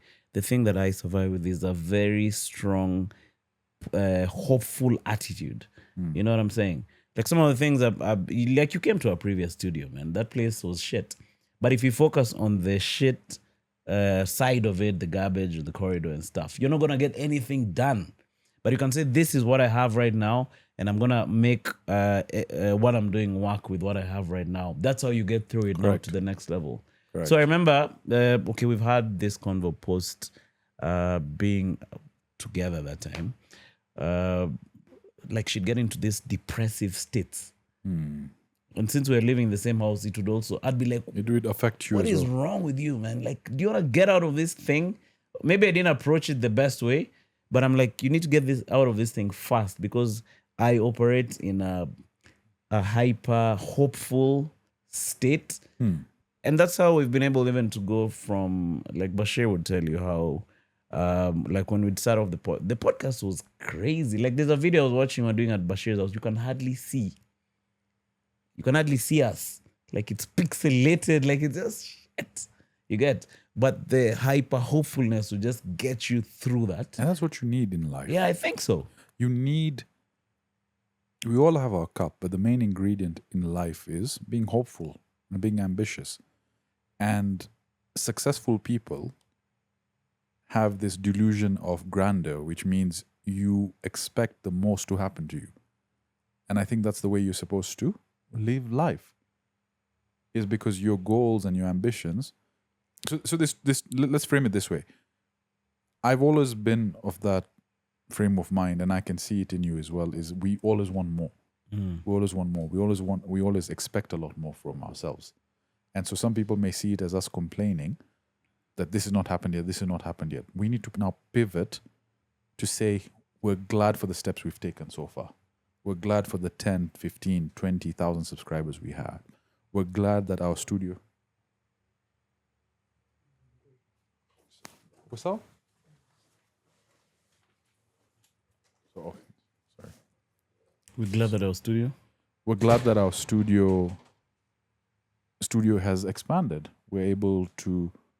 The space we had has got us to how many episodes? Yeah. How many episodes have we done? At the other space? Yeah. Around 150. I think. Crazy, man. Yeah. That we've built this community of people that support us and cherish us and actually can back us up. So you change the frame of mind in everything you've done to achieve, to highlight the success of each step you've taken. Right? The hero's journey in every game, there are ups and downs, but you're constantly moving forward, which is the main thing. But I think my other issue with that is, I agree with what you're saying, but sometimes many of these people we watch on camera, and many of these celebrities we've seen growing up never share their struggles, bro. Like most of these radio guys, kina Maina Kageni, Sijui, who was big when I was coming up. Like many of these celebs, like let's say Caroline Mutoko and all this stuff, they'd be really well put together. They're media. Right. They're media trained, to be honest. Like, I don't think, like for us podcasters, majority of us. I mean, you may be media trained because you've worked in radio. Most of us say shit that we say shit with our boys, Exactly. and that's why it's more relatable. So what I'm saying is, you can say those things and still be that guy who's positive. Yeah. So let's say a camera got spoiled, yeah, and I'll be like, "Fuck, the camera got spoiled," but it's fine. Okay, we're able to shoot with one. Yeah. We're still able to give you at least the one quality. That's how you approach it. That's how you approach the positive thing instead of complaining, fuck these cameras, fuck these suppliers, fuck this, fuck that. You can complain, but drive that attention into positivity. But it's our guys, we're still able to record, we're still able to maintain our schedule. The sound is good. We have one camera. Don't worry, we will get a second camera. Bear with us. You see that positive train of thought? It changes you, it changes the perception of the viewer. Because you always want to be that guy where shit hits the wall or shit hits the fan, and you're that guy that says it's sour, it's under control. Yeah. That's the kind of leader you want. Because if you're a group of men and one person is the guy you're following and he starts panicking, it sends shivers down the spine. The whole chamber starts shivering. Everyone in the force starts shivering. But if you have a guy who's constantly positive, even in the face of negativity, even in the face of, what's the word I'm looking for? Adversity. That's the one. Even in the face of adversity, they're saying it's fine. We've been in worse situations before. There's a very famous Iron Man clip from Ricky, if we can put that up. Iron Man 1. Robert Downey Jr.'s character, he always says, it's okay, we've been in worse situations before. That was one thing I picked from him when he was building the suit. And we're trying to frame that over here, but he constantly kept saying, it's okay. We've been in worse situations before. And that's the way we approach it, is we can deal with this shit, man. As long as you have your legs, your hands, your mind, you're able to see, your sound of body and mind, bro, we can conquer all this stuff, Yeah, man. true. We got time. We've got health. We've got the biggest gift given to us. We Yeah. have our health. We're not dealing with any chronic diseases, right? So we say, Alhamdulillah, for whatever we have. Everything else doesn't matter. All these materialistic things that enable us to give our word, that enable us to build our platform, we appreciate it. But the main thing that's driving us, our body, our mind, our spirit, It's working. that's intact. Yeah, true. So we're positive for that. And we're going to achieve, and we have achieved everything that we've set out to do. So that's the frame of mind I want you to get into as well. Oh, okay. It's difficult, bro, because it's yeah, easy, that's what I it's- wanted to ask next. Like, is it a conscious mind switch? Did you start immediately of that podcast? Immediately, man. But you felt the resistance, right? Like going back to default settings. Yeah, I'm not sure if Fazar, because Fazar spent a lot of time with me. I'm not sure if you've seen a change in energy in me. Yes. Oh, you have. He signs my checks, I have to say. Yes. No, but he's generally been a lot nicer, especially given like a lot of stress from work and life. He's been a lot more chill. Okay. And Maybe Eric can comment, because Eric recently commented, he's like, I love this new energy that I'm seeing from you. And for example, Eric messaged me just in the morning, and he's like, you guys, I'm so exhausted. This work guys, they're sukumaing me, they're making me do double shift. I'm like, oh, think about it this way. They trust you in your ability to do a double shift because of who you are. Right? Be thankful that you're able to have a job that allows you to have the flexibility of a podcast and gives you a day off. That you're not a slave. You earn well, you eat well, and you're in good health. And you have today off to rest and recover and do what you want. Positive. Then he's like, that's actually true. Start approaching it that way. When it comes to stand-up comedy, you can bitch and moan, that's fine, because that's in itself a show. But when it comes to yourself, never attach anything to do with Emmanuel with negativity. You are the main character in this fucking game. Yeah. This game of yours, this life, these levels that you have to achieve. Right? Every single level you're going in it saying, I'm going to fucking attack this bitch. There's nothing that will fucking stop me. Moving on from this point, I am unstoppable. I am unbreakable. I am the richest motherfucker these podcasters will ever see. I'm the baddest. You're the baddest motherfucker. Sawa. I'm going to have Bobby on my pod, brother. You have to. I think put in a good word. I think it's intoxicating having someone like him. And the beauty of the podcast is it connects you with folks that may have some part of their life that you can latch onto. What did you talk about on the viral clip? About getting married. Okay. So what did it... Actually, can we play it? I even forgot the weight, man. It's like a 20-second clip, bro. Yeah, let's play it and get it. We I know the first half of this podcast was Formula One. and also, while Saj is looking for the clip, everyone remember, subscribe, please. Subscribe to this channel, people. Come on, guys. What are you doing? And check our Instagram to see that viral video and other ones as well. Yeah. I want to move on to guys who are getting married. Yeah. What's your advice? Listen, man, you can't remain happy forever. You have to get married at some point. It was just that, and it's at how many That views? is a bit.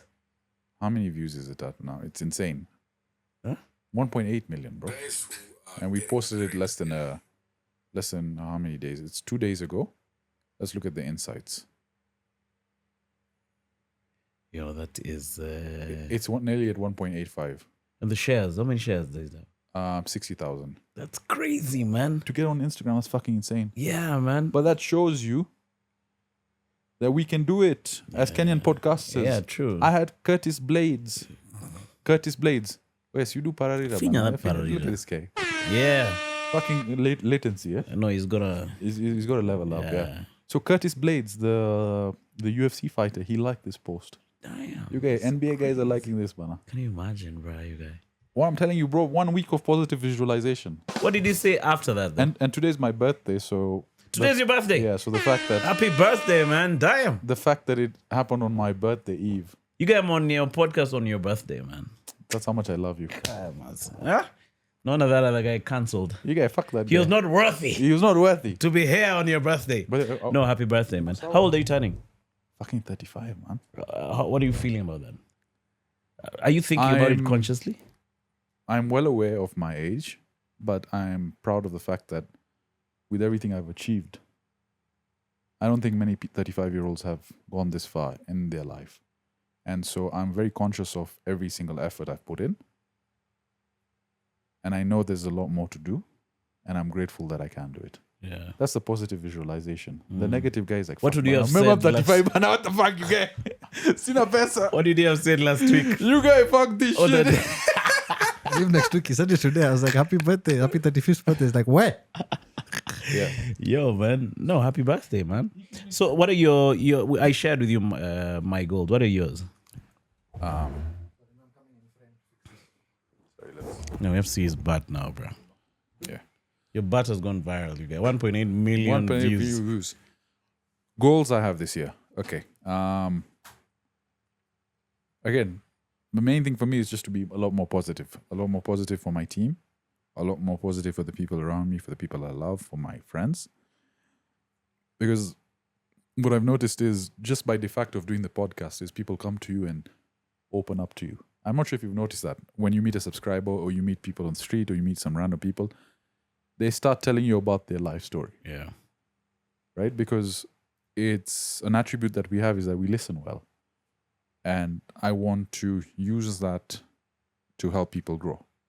Secondly, financial freedom. I have achieved it. I will achieve it. Shout out. You know, You have achieved it. positive visualization, we have it. Right? Where I am is a growing step from where I want to be, but we're putting it out there. We have achieved financial independence. Growing the podcast as well, 100,000 subscribers. We are there. And then my friends and family, they will never want or need anything because I have taken care of them. That's what I want. And that's what I have. It's coming, It's doing better. Imagine that. 10-second delay, but we're getting there. By the way, how do those? Okay, just do that handshake again. Can you hear you? But then there's some guys who click. That's the old school guys. You see old The old school. school as well. guy is a guy for like this. Okay, no, but how do That's like in the 60s. how do you click? My personal one is just this. Hapana, hebu tufanye ya click. Gani ya kuclick ni gani? Hebu nikuonyeshe. So like this. Alafu, apparently you text and then you go like I have that. no idea about that one, bro. You've seen that one? He's been trying to do it for like a week and a half. We can't figure it out. No. We have no idea. I think you should stop visualizing that one. There's stick with that one. a clip of Michael B. Jordan and one of these old actors. They are high school friends, and they do that. And America, I've seen a few Americans do that. I think I've seen in movies like it gives a pop sound, right? How do you do that? I have no clue, bro. It's weird. Yeah. Alright. No, but thanks for that, bro. I'll have my first step is obviously I've heard what you said, but I'll also have Bobby come over. Okay, so I was actually watching that podcast on Saturday in the morning. And I appreciate. I'm going to show you this notes, which I just put it every day. Where is this? Reminders. It reminds me every morning, and I say it out loud. I'm just going to show it to you. I've not even shown it to them. So you don't need to read it out loud, but that's the first one. While I tell the guys, please. Fazar and Ricky are looking at me weirdly. But guys, if you do enjoy this content, please do subscribe. Membership as well. We post content for members a day or two in advance. In fact, the Kibe one will be dropping in advance. So you see that? Yeah. I tell myself that constantly. Oh, okay. It's as though it has already happened. Oh, so this guy's already fired. Yeah, exactly. I already know that one. Don't try it with me. I know it. So No, I'm kidding, bro. you see, do a reminder of 10 things I'm grateful for. Okay. Genuinely, like let's look at it. What are you grateful for? As like you said earlier, health, man. Because I saw my No, mom. let's break no, it. for Number sure. one, number two. That's number one. Your health. Yeah, like the being healthy. Yes. I've seen that being taken away from people. I wanted it even to be more granular. You have the ability to speak, right? Yeah. Because you're doing 10 every day. You find that shit. Or you have to do 10 of these Every things, day. things Every you're day. grateful for. Yeah. 10 every day. Yeah. But don't do it too granular. My left eye works, my right eye works. Yeah, that would feel like the 10 fast. But genuinely, your ability to speak, right? Okay, number one, let's use today, for example. I'm healthy. Yesterday I was feeling like shit. Today I'm good. I'm healthy. Number two, and I was thanking God for that last night. I have a house. The house gives me like some leeway to do all manner of risks out here.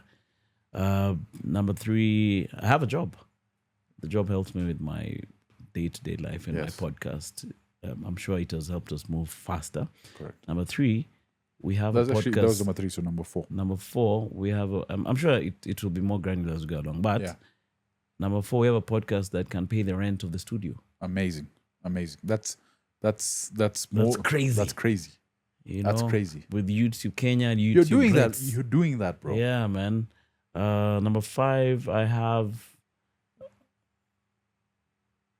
very good community around me. Okay, of you, I appreciate that. Kinabash, Yeah. Duta, who I consider to be my sister, my friend George, and many other younger people who are just growing onto the podcast. I have a very supportive community around me.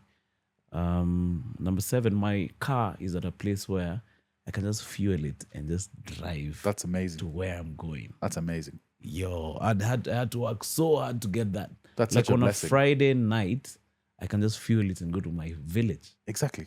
A year ago, it wasn't like that. It was making sound. Huh? So now I can just enter the car. And I was thinking about it the other day as I was driving. I'm like, I can actually do this. Yeah. Right? I have I gone into 10?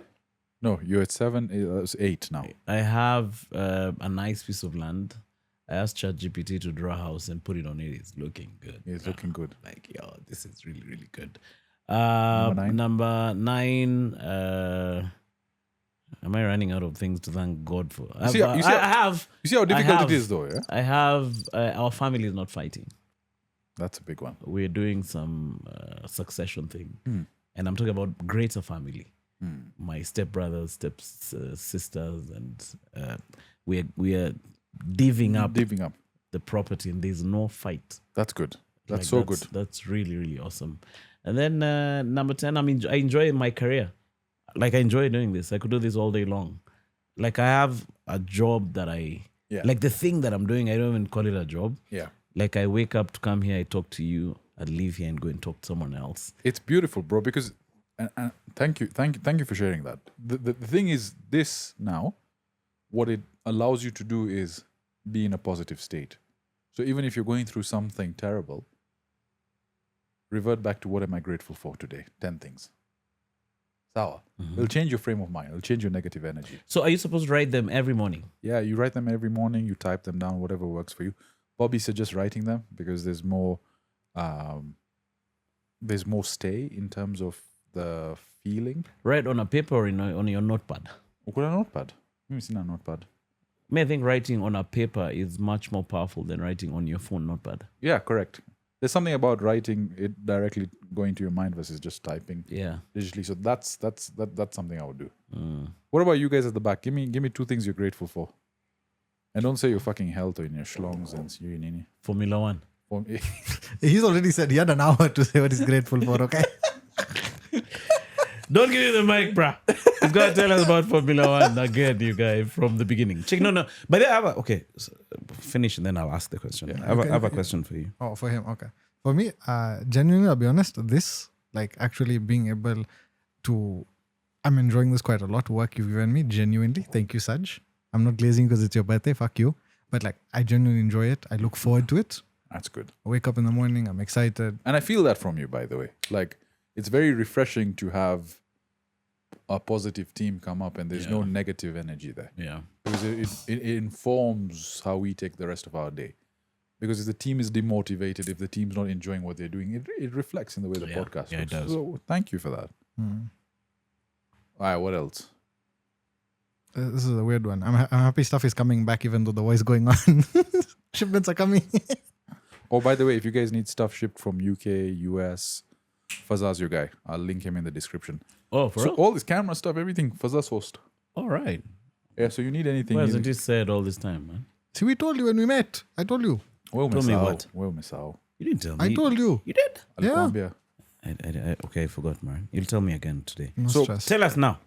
What? Like, So- how do you do shipping? Like, tell us in a nutshell. See, I have a dude. You just, you can just ship it to an address. You send me tracking number. I get it here, or I can order it for you, whatever you want. He's got some Somali shipping contacts. Oh, okay. Stuff comes. You know? In the Pirates. States. Okay. Okay. I want to hear what you're grateful for. By the way, the Kisiangani guys, we apologize. This is not. This is a very motivational episode. No, This is Kisingani guys are versatile, yeah. versatile. Very versatile. They won't abuse us and say we spent the first half talking about Formula One. No. They love it. Tell me. Oh, so the first thing I'm grateful for is obviously my dad. He supports my crazy dreams. Like this past weekend, I was home and I told him I need a camera and a new MacBook, and he tells me, "Okay, I'll buy." That's awesome. So That's so awesome. it eases the pressure off me. Who is your dad right now? Does he? We also need Does he need 3 more sons? So it eases more pressure on me trying to figure out my life. And at some point in 24, he paid all my rent when I was not being paid. That's so fucking awesome. What culture are you, by the way? Like Masai. Masai. Oh, no wonder you're from Kitengela. You live in Kitengela, right? Yeah. Oh, okay. So I'm grateful for that. And second person I'm grateful for is my friend who doubles up also as my boss, Saddam. Saddam, the mic check guy. Yeah. Yeah, Oh, the shout out one to to him. TV guy. Yeah. So he's helped me with the studio. I don't pay a dime. I just show up, I shoot. And I think he also sees that I love shooting his podcast. So that. The third thing I'm grateful for is Sajid. Sajid is the only boss, since I started working, he's the only boss who's never paid me late.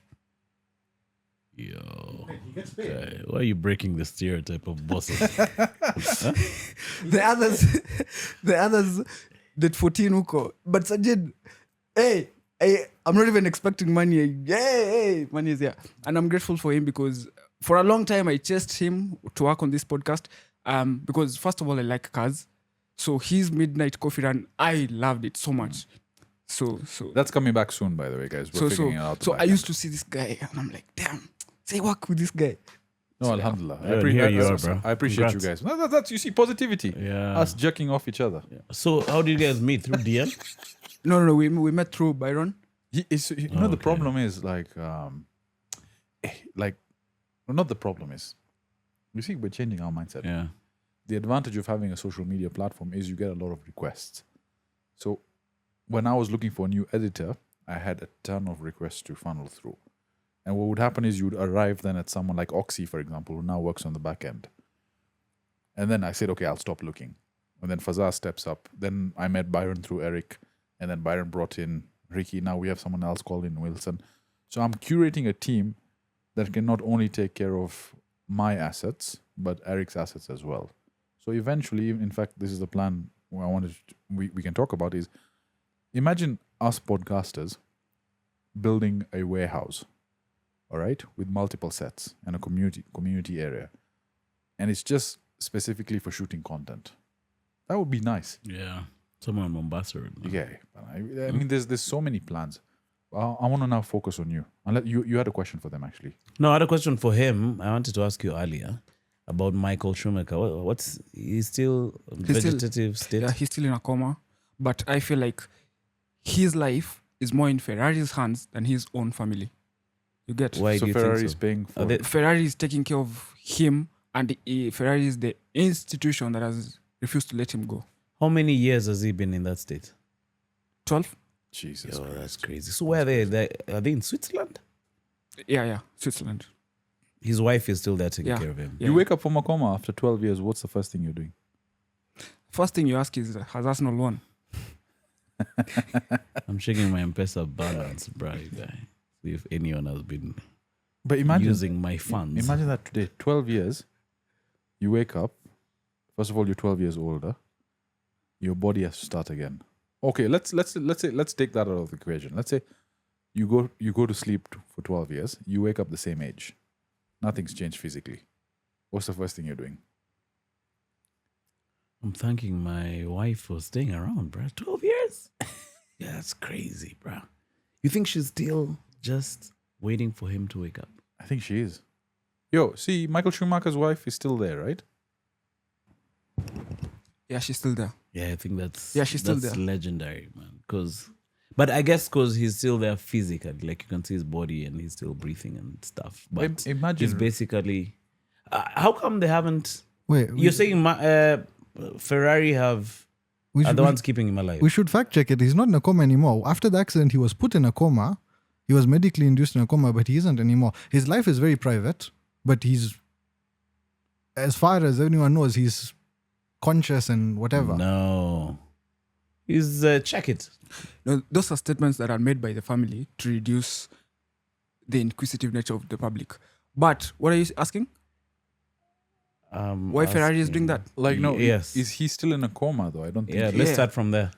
Yeah, I'm pretty sure He's still in a He's still a vegetative vegetable, yeah. state. Yeah, Which vegetable? cabbage. So here's the thing. I feel like, listen, there's a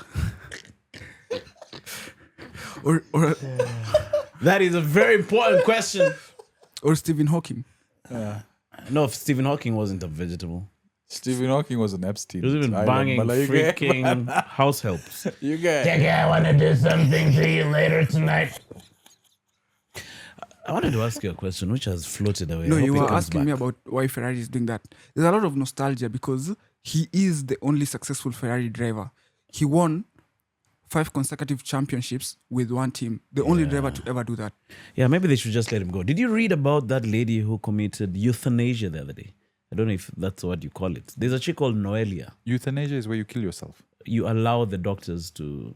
So this lady was raped and then she actually tried to kill herself in Spain, right? So she jumped off a building, became a paraplegic, but survived, all right? Yeah. And then mental health problems and stuff. So she decided that she didn't want to live. But the family, her folks wanted her to live. So they're like, the dad went to court. They tried to block it and they let it happen. So was it last week? Damn. Someday last week, She committed. they committed on her. And then, so her friend saw the video, you know, like her best buddy when she was younger. So she came to the hospital. She's like, I want to talk to her. Maybe I'm going to convince her. And the doctors were like, no, we can't allow you to see her. And then later on that same day, which I was thinking, and I was telling Bash, I feel like it can open a can of worms, right? Like you can go through this horrible thing in life, okay? And everyone goes through one or another. I'm sure hers was horrid. That's fucked up. Yeah. Whatever she went But through. most people go through fucked up shit. Yeah. But I feel like maybe, I was telling Bashir, maybe in the next 10 years, you can change how you're perceiving your life. Yeah. And you can be grateful that a couple of years ago, I wanted to get off the planet, but I'm still around. But how do you talk to a mama who's been graped about positive visualization? So, I mean, There are people who... So here's the thing. They've actually started doing psychedelics to alter your perception of what happened. Like military folks who go through PTSD. They give you a dose of mushrooms, DMT, and some of the psychoactive psychedelics for medicinal purposes that help you alter your state of mind. And people actually come out much better than it. But I think that's a bit temporary. No, it's permanent. Like, obviously, you have to revisit I it. feel like that change just come from you. Dude, I'll tell you this. Every single time I've gone on a psychedelic, it's changed the direction of my life. Whether it's Molly or mushrooms or so on and so forth. I'm going in a certain direction, and then it pivots, and then I'm still going forward, and then I pivot, and it's still going forward. It alters something in you. So he played a song right now for Dua Lipa. What was it called? Be the one. Be the One. With our good friend. I won't say who. Anyway, that particular one, that song when it was playing, and we were both high on Molly, bro. It was like a fun night. It was not in the grand scheme of things for him. It wasn't a good night. Whatever is going through that particular experience we had, that psychedelic experience, that bonding, it genuinely changed my mental state. And so everything since then has altered. Whether it's in a positive way, I take it in a positive way now. This thing is hitting me hard. Okay, we can just turn. You can Turn turn it to this other side. Yeah. You want more of this, by the way? Yeah, give me one. I'm suddenly feeling very I want sneezy. Pole. You want to take a break? Go to the washroom. No, just continue. We're on a nerve. You okay? Yeah, I just need to get that thing. I wanted to ask you. So your mzee, what he did for you, I think it's very unique within African culture, right? Because most of the friends that I grew up with, their dads sort of kick them out and say, "Go fend for yourself." Yeah. But this is very different. Is it Maasai culture, or is it the change in perception of what the relationship between father and son should be? And then would it make you weak? I don't think so. I don't think so, because it makes me actually stronger. I know that if anything doesn't work out here, I always have a home to fall back to. You get? So I remember in 2024, I wasn't paid for the whole year. My first salary was 15,000. 2024. Yeah. I remember I sat down. I didn't even go home. I sat down at the bus park and I called my dad crying. And then he told me, "Why are you crying?" Because, and this positivity mindset, is it because the money is too small, or is it because you feel like you won't achieve anything? And I'm like, "You didn't spend all this much money for me to be paid 15,000." And he was like, no. Listen, that 15,000 will take you as far as it can, and then I'll chip in where it can't. You get? So every month I used to feel like he's paying me my salary. You get? Like I would still maintain the same lifestyle I had. And even, I think 2 months ago, I wanted to resign from my former place of work. And I told him, "Hey, I want to resign." And then he's like, "Just make sure your lifestyle doesn't drop from where it is right now. Just think about it. Make sure your lifestyle remains the same or much more better. And then you resign." Yeah. I'll So tell I you feel this, like- your father, shout out to him, man. Because He's old. He's actually 67. and maybe let me frame it this way. From where you sit, would you consider me somewhat of a success? In your career? In my career, in my day job? In Yeah, whatever I it think is. I'd consider you to be doing well in your career. My dad curated and took care of me when I couldn't take care of myself. Even in my 20s. My parents did as much as they could. I still stay with them. I've stayed with them. They've paid for the rent. They've covered when they can. And that's enabled me to take more chances and more risks. So this mentality of parents telling their kids, after 18, fuck you, go fend for yourself, they will become more independent, but I think they'll also distance themselves from you. Yeah. The relationship he has where he can be vulnerable with his father is the same thing I have. Right? And I think that's so important. Family, united, man, you need to stand. So for those people that want to alienate their kids because they've gone through the alienation themselves from their parents, I don't think that's right, bro. Yeah. I remember my dad, like 2 weeks before he died, if he had, I think he sent me 2 G's, like out of the blue, is like, do something with this. He was so worried about my career, which wasn't the typical career of you're employed by this organization and stuff like that. So he couldn't get this artsy, so you're a stand-up comedian thing. So you always think I am suffering, but not talking about it. Yeah. All right. So yeah, but shout out to your dad, man. He's I feel like he's supporting his efforts also. It is. Like this guy is out there doing things, and he's coming through to complement that. I feel like that's the best model. I've glazed Ricky enough, but on the last one, this guy's done fucking 3 podcasts in 1 week. And from the previous team I used to work with, when there were inserts, what would happen is a guest would send 3 different inserts. I'd have to sit there with the editors to make sure they don't fuck it up. This guy, I sent him like 20 inserts multiple times from the guest. and he nailed every one of them. Damn. So shout out, Ricky, bro.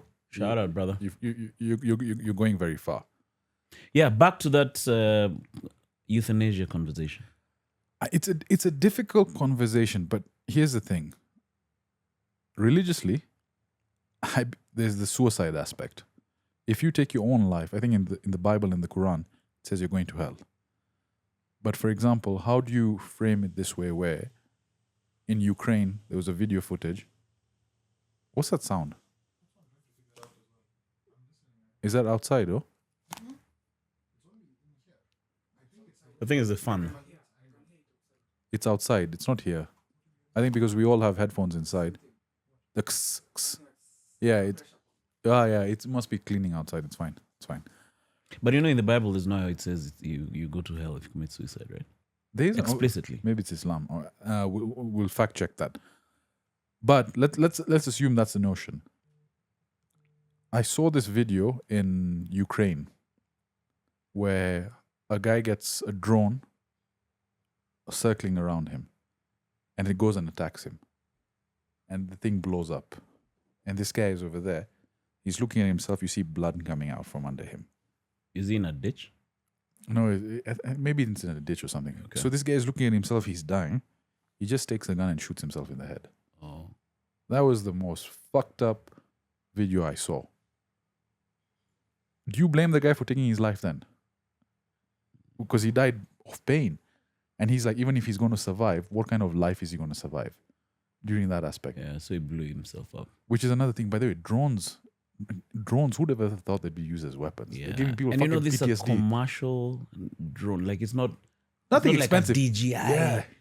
These things they've just made. Yeah, these ones which are in toy shops. You guys, So you just strap up a couple of gadgets on it and then you send it out. send it out. It's crazy, man. Fucking crazy, yeah? So if I can add here, it is actually very common. Like if you go on Reddit, you'll see a lot of them. They get hit with a drone. They're still alive. They'll either grenade themselves or shoot themselves. Because you're going to sit there. The guys on the drone are still going to watch you bleed out. You don't really have a choice. No one's coming to help you. You're just going to die. So now it's like, I've seen a couple. They just Maybe shoot it's themselves. an AMO now. Like if I get hit, I'm going to just kill myself. Yeah. Because- Like it happens so quickly. They get hit immediately. Go for a grenade, go for a gun, pop. I mean, there's some guys that get... You see, the thing is when the explosion happens, if they're using napalm or they're using some sort of acid where your skin is burning and you're in so much pain, you just take the gun and shoot yourself. But now that's a war situation, bro. Yeah, but Me, in I'm this talking particular... about now we have someone goes through mental trauma. Yeah, that's... Right? Like you see now with me, I'm not comparing, Yeah. okay? But for me, that losing my house was a very traumatic experience. So you could think that this is the end of my life. Yeah. So you're like, yo, man, me, I don't see myself achieving anything again. I want to get out of here. So I feel like that euthanasia thing can open up a can of worms, such that if someone is going through a horrible experience, the next thought they have is, wanna let me take just my go to own life. hospital and get out of here. It's a sad reality, but it's in a society that has bred weak men and weak women. Because we've been indoctrinated into talking with our emotions and feeling and this negativity approach, or whatever you're going through, there's an easier way out. It's all masked towards certain things. And then we have people encouraging that. Like, that's crazy. Exactly. Oh, it's okay if she suffered. I have a father who lost everything. And I think I made it very clear that when I grew up in a very wealthy family. My dad and them had fuck you wealth. Literally. PC world wealth. More than that. PC world was fucking nothing, bro. Ayatollah like wealth. Like helicopter wealth. Shit. Like dad and them were genuinely doing exceptionally well. Crazy. And I reference this as well. If you go on General Mathenge, you know where Millennium Academy is? That was a property. Oh, yes. Yeah, that was a property that belonged to us. If you go to the temple that's built on General Mathenge, that was our house. That whole 2-acre property. So dad and them had did well, but then they lost it all. They lost it all to a point where from an 8-bedroom house, we had to move to a 1-bedroom house. But Damn. and dad, the mental fuck he went through, right, of losing everything in a society where people judge you based on who owns the most things, Yeah. which is very prevalent in our Mayman society. Going from buying 8 Land Cruisers in one go to now having. I remember my mzee used to drive this van called a Toyota Condor. Yeah, first of all, it had the worst fucking name, Condor. This is a guy who used to drive Mercedeses and brand new Land Cruisers when they were out. We'll put up that picture of Toyota Condor over here. Driving to Nakuru to hunt for business. And he never fucking gave up. He kept hustling. Have you ever talked to him about that period? I want to talk to him. I want to get him on that episode. I want to get him on episode 100, but he's a bit shy. Because you need some sort of mental foundation to get through it. Prayers. I mean, he's been hit left and right. But you see, the thing is, he kept that positivity because my mother encouraged him to keep that positivity. We did as well. Because when you breed negativity, it just stays. It latches on to you. Yeah. So from a man who's lost all that and he's still helpful, still hopeful, and dad right now, he's still out it. He's still grinding. He's still doing what he can to make it work. We're nowhere near where we were financially. But that doesn't matter, is because I don't think, and alhamdulillah and nazarna lage, as we say, like, bless my parents, Nazarna lege. which means no, just free us from evil eye. Okay. Is Oh, that nazar. wisdom? Nazar na lage. So we are more united than ever as a family. Petty arguments exist here. Like, why is Fazar eating food from the fridge all the time when he comes home uninvited? Yeah. You know? Like, why is he drinking the milk from the bottle? Chigai bana. Making himself breakfast in underwear and he's here to shoot a podcast. Yo, man. Like, what the fuck? Yeah. All that shit. But aside from that, we are together. My parents are in good health. You know, Mhm. there's touch wood. There's all that. So we have to approach it from that aspect. So I've never been in a lifestyle that would actually encourage me to take my own life because I always feel there's always a way out. Now, granted, she's gone through horrific stuff and she had stuff to deal with there, but I think life is too precious. And how old was she? I don't remember. You have to. You want to check that out for us? She was less than Noel, yeah. 30? Yeah, she was less than 30. And then I feel like if you look around, Yeah. there are people who've gone What do you similar think, trauma. bro? What do you think? She should have taken her life? No, I don't think so. Yeah. We're on the same boat, bro. I think there are people around, if you check, who've gone through similar or even worse trauma, who you can latch on and use them as a source of strength Yeah. in regard to how to get yourself out of that. Okay. The surprising thing is the government now getting in and encouraging you to take Euthanasia. that route. Like, that's crazy That's to crazy. me, man. Like, and then you have people around you who are saying they're gonna support you if you just decide, no, I'm not gonna take my life, I'm gonna hang around.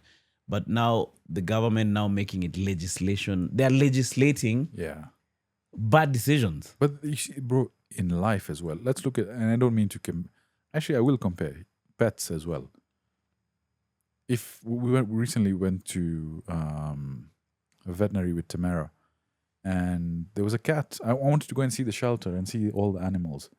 There was a cute, and I love cats, yeah, even though I'm fucking allergic to them. There was a cute orange cat who was struggling to walk because her back legs were. She jumped and basically from a high height, and her back legs were broken. This fucking Muzungu guy, he said, "Oh, just euthanize her." And these guys were like, "Fuck you! What do you mean euthanize her?" He's like, "Oh, because she's just causing me too much trouble." She's not dead, man. So what they did was they rehabbed her, the cat, into walking slowly. Initially, they tied wheels around her to help her move. And I was like, if I could adopt that cat and give it a new lease on life, wouldn't you? Why would you kill a cat that's still sound of mind and body? Yeah. Right? So that means if my kid grows up disabled, I basically abandon him. We laugh a lot about crazy shit on our podcast. Yeah. In fact, we have a place we call Mtaro Polytechnic. Now, the reason I like bringing that up is not to celebrate mediocrity or failure. It's we can get out of that shit, bruh. Tell me more about Mtaro Polytechnic. It's a place where you're going through shit. Oh, You get, like, there are different shits you're going through. Guys Yeah. are divorced, guys are broke, guys are Mtaro losing Polytechnic. out on their property and stuff. but you know, we laugh about it, but the basis is yeah, like we can get out. I remember when I was when we started the pod, there's somebody who said on X said, "Hey, there's a podcast called Kisingani Podcast," and so he was describing different podcasts and what they talk about. So he said they mainly dream of getting out of the block. Can you imagine? But that in a Which way, is in a sort way- of which is sort of cool because now there's someone else who tagged me on one of the pods and said, "Hey, you guys are actually getting out of the block, so to speak." Yeah. So, and I'm just trying to tie this up to our affirmation conversation. It's not about wallowing in the Mtaro. Yeah. It's about, yes, we are here right now, but there's a way out, and there are guys getting out, and there are guys getting in and out at the same time. Think Get about what I'm it. saying? And I love that, Manu, because look at it. If we're at war together, right? Generally, I think it's the feminization of culture that makes us dwell in our feelings. That it's okay to be soft, it's okay to be sympathetic, it's okay to cry and complain. Not that all females do it, but it's generally the feminization of society. Get in touch with your feelings. And I keep referencing this story every time. This is World War I, World War II scenario. Guys are going through the shit. They're all seated around the fire. But what do guys do when they're together, even when people are being shot and faced in front of them, is they'll crack jokes. Yeah. You know? So like that military movie where all of them are basically freezing, their guns are together, you know, it's drizzling Band of down brothers. on them. Oh, band of brothers, you know, they're going through the shit, and one of the soldiers is like, well, at least it's not raining. So, you know, just break levity in the moment. Yeah.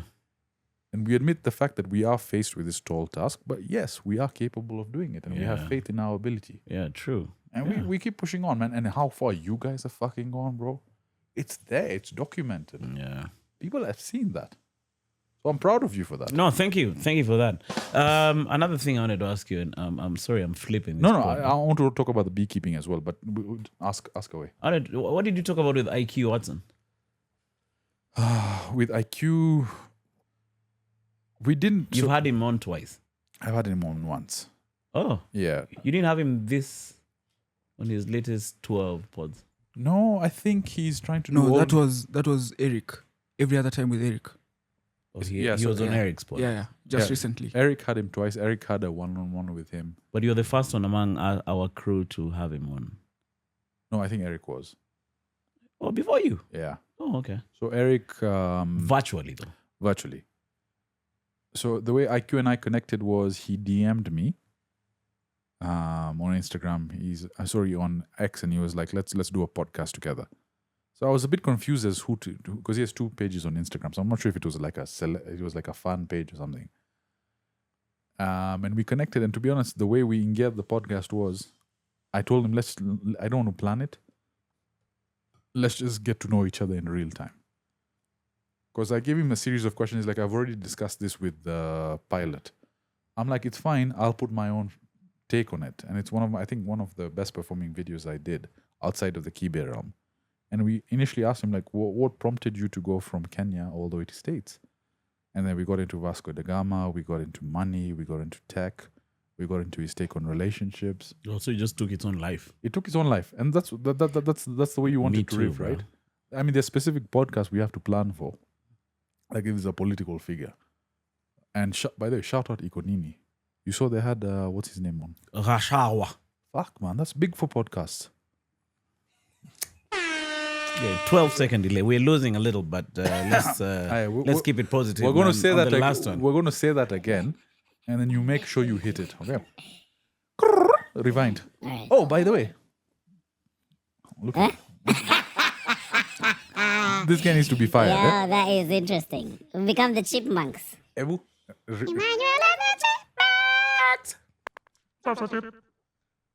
What's that? You have some corn? You can change the voice as well. What is this? Manu Ebu talk? Yeah, now we're good. Where is I've this? become Thanos. This is when we get locked in Ruto's basement for talking against.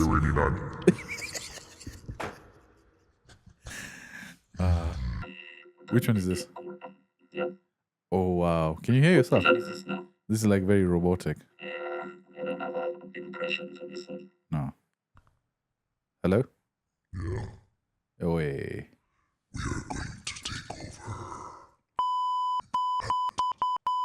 Stop fucking around and change it back to normal. And then now I'm going to repeat that joke, and you make sure your fingers prompt over that. Yeah, even with my fingers normally. Nini. Hey, Manu, Yo. you saw Ikonini had that podcast with that political guy. What's he called? Gachagua. Shout out, you Yo, guys. you guy. No, but to be honest, that was big for our Because sphere. it tells traditional media, fuck you. Out of everyone, he went on Ikonini. Yeah. 3 hours, unedited, live. Who's the other chick? What is it? Alpha House. Who's that? You know Alpha House. You know the channel, right? You know the you don't know the channel. I don't know. There's some channel called Alpha House. They like doing There's a TV channel PLO. called Alpha House. no YouTube. Really? Yeah, the Alpha House. What do they do? Is that chick the one who runs that thing? She's just a host. Or she's not Yeah. the owner? She's not the owner. So they combined with Alpha House. Yeah. Okay. They collaborated. So the Alpha House mostly does political things. Ah. Whatever Citizen do, Citizen, okay, I'll bleep it out. The traditional media, No, they you don't have a to bleep it narrative that out. they are chasing. You have to bleep out Citizen? No, fuck that. We'll keep it Oh, in. No, why are you they- scared? She will protect you. Okay. Ah. So the traditional media, the media houses, they have a narrative that they want to chase. But the Alpha House, they see it in another perspective. They keep it Whatever, neutral. They keep it neutral. Whatever Mwananchi wants to know, they tell them how it is and how it was. So political season is coming up as well for us. Yeah. Mkona red card. Mwaf was a bit, was more, he spoke more than the lady. Yeah, but the thing is, Moff also did his research quite well. He came in prepped for that show. People can give Moff shit, but I genuinely think he's leading the way for us. And there's often the rhetoric, or podcasters are competing with each other. Fuck that. A rising tide carries all ships, bro. Yeah. This has taken us to the next level. Yeah. This solidifies fucking podcast. true. So whatever, if someone breaks the barrier, if one of us gets a Netflix deal, guess what it does for the rest of us? It gives us more of an ability to get more money. Yeah. So we shouldn't see it as competition, but we should see it as one of our brothers is stretching the confines of what podcasts can do for us. And then different podcasts bring out different things. Because you in the same guest, you can have IQ on your pod and so have him different- on my pod, and so it'll have a different, very different vibe. If you look at Eric's, if you look at mine, if you look at yours, same guy, completely different podcast. Yeah, And I fucking love that. It's because we bring that out. That's why collaboration, the way we do it. And shout out for you guys coming. I called you Jana at 9 at night and you confirmed for this, man. Yeah, I who the fuck does that? And I was dying of a cough. No, I appreciate Checking me. No, but it's because I enjoy doing this. And also you've come through for me enough time. So what the heck. Ukona red card. For political season, Yes. not yet. Look at me, check me giving Manu drugs over here. So I don't have a red card. You've hosted a politician. You had to prep for that. The Yeah, Kero. below Kera I had to. Because I don't know jack shit about politics. So How did you prep? Fares Karyuki, who's been you've had Fares on. Yeah. Shout out to him, bro. Shout out Fares. Brilliant guy. Let's do that again. Yeah, I've had Fares.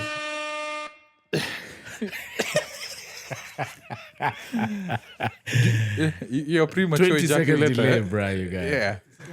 You either don't come too fast, or he comes too fast, or he doesn't come at all. I think he didn't finya what he's supposed to finya on time. Check it touch here. Check him. As we were saying, Fares Karyuki, shout out Fares. Yeah. There you go. Fares helped me prep for it because he's very in tune with politics. So he gave me a set of questions, and I just put it in Chatgpt, and I said, give me statistics based on these questions. And what Chatgpt did was basically add in statistics. So how much money was lost between this period and this period. And so what I was doing was the conversation started normally. And I admitted to him, is like, these are the questions I put on Chatgpt.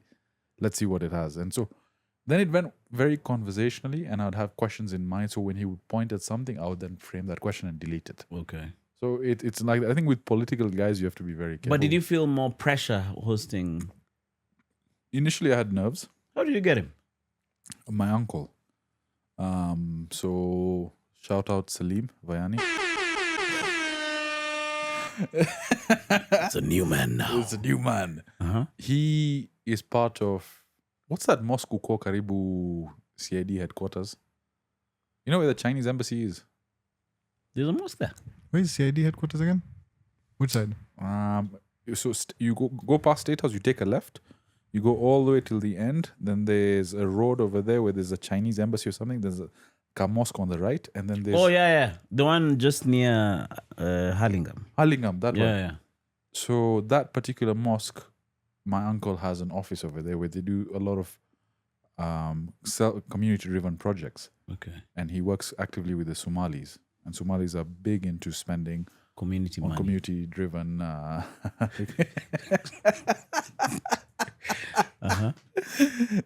Basically, this is the Minnesota money coming to go and build mosques and stuff.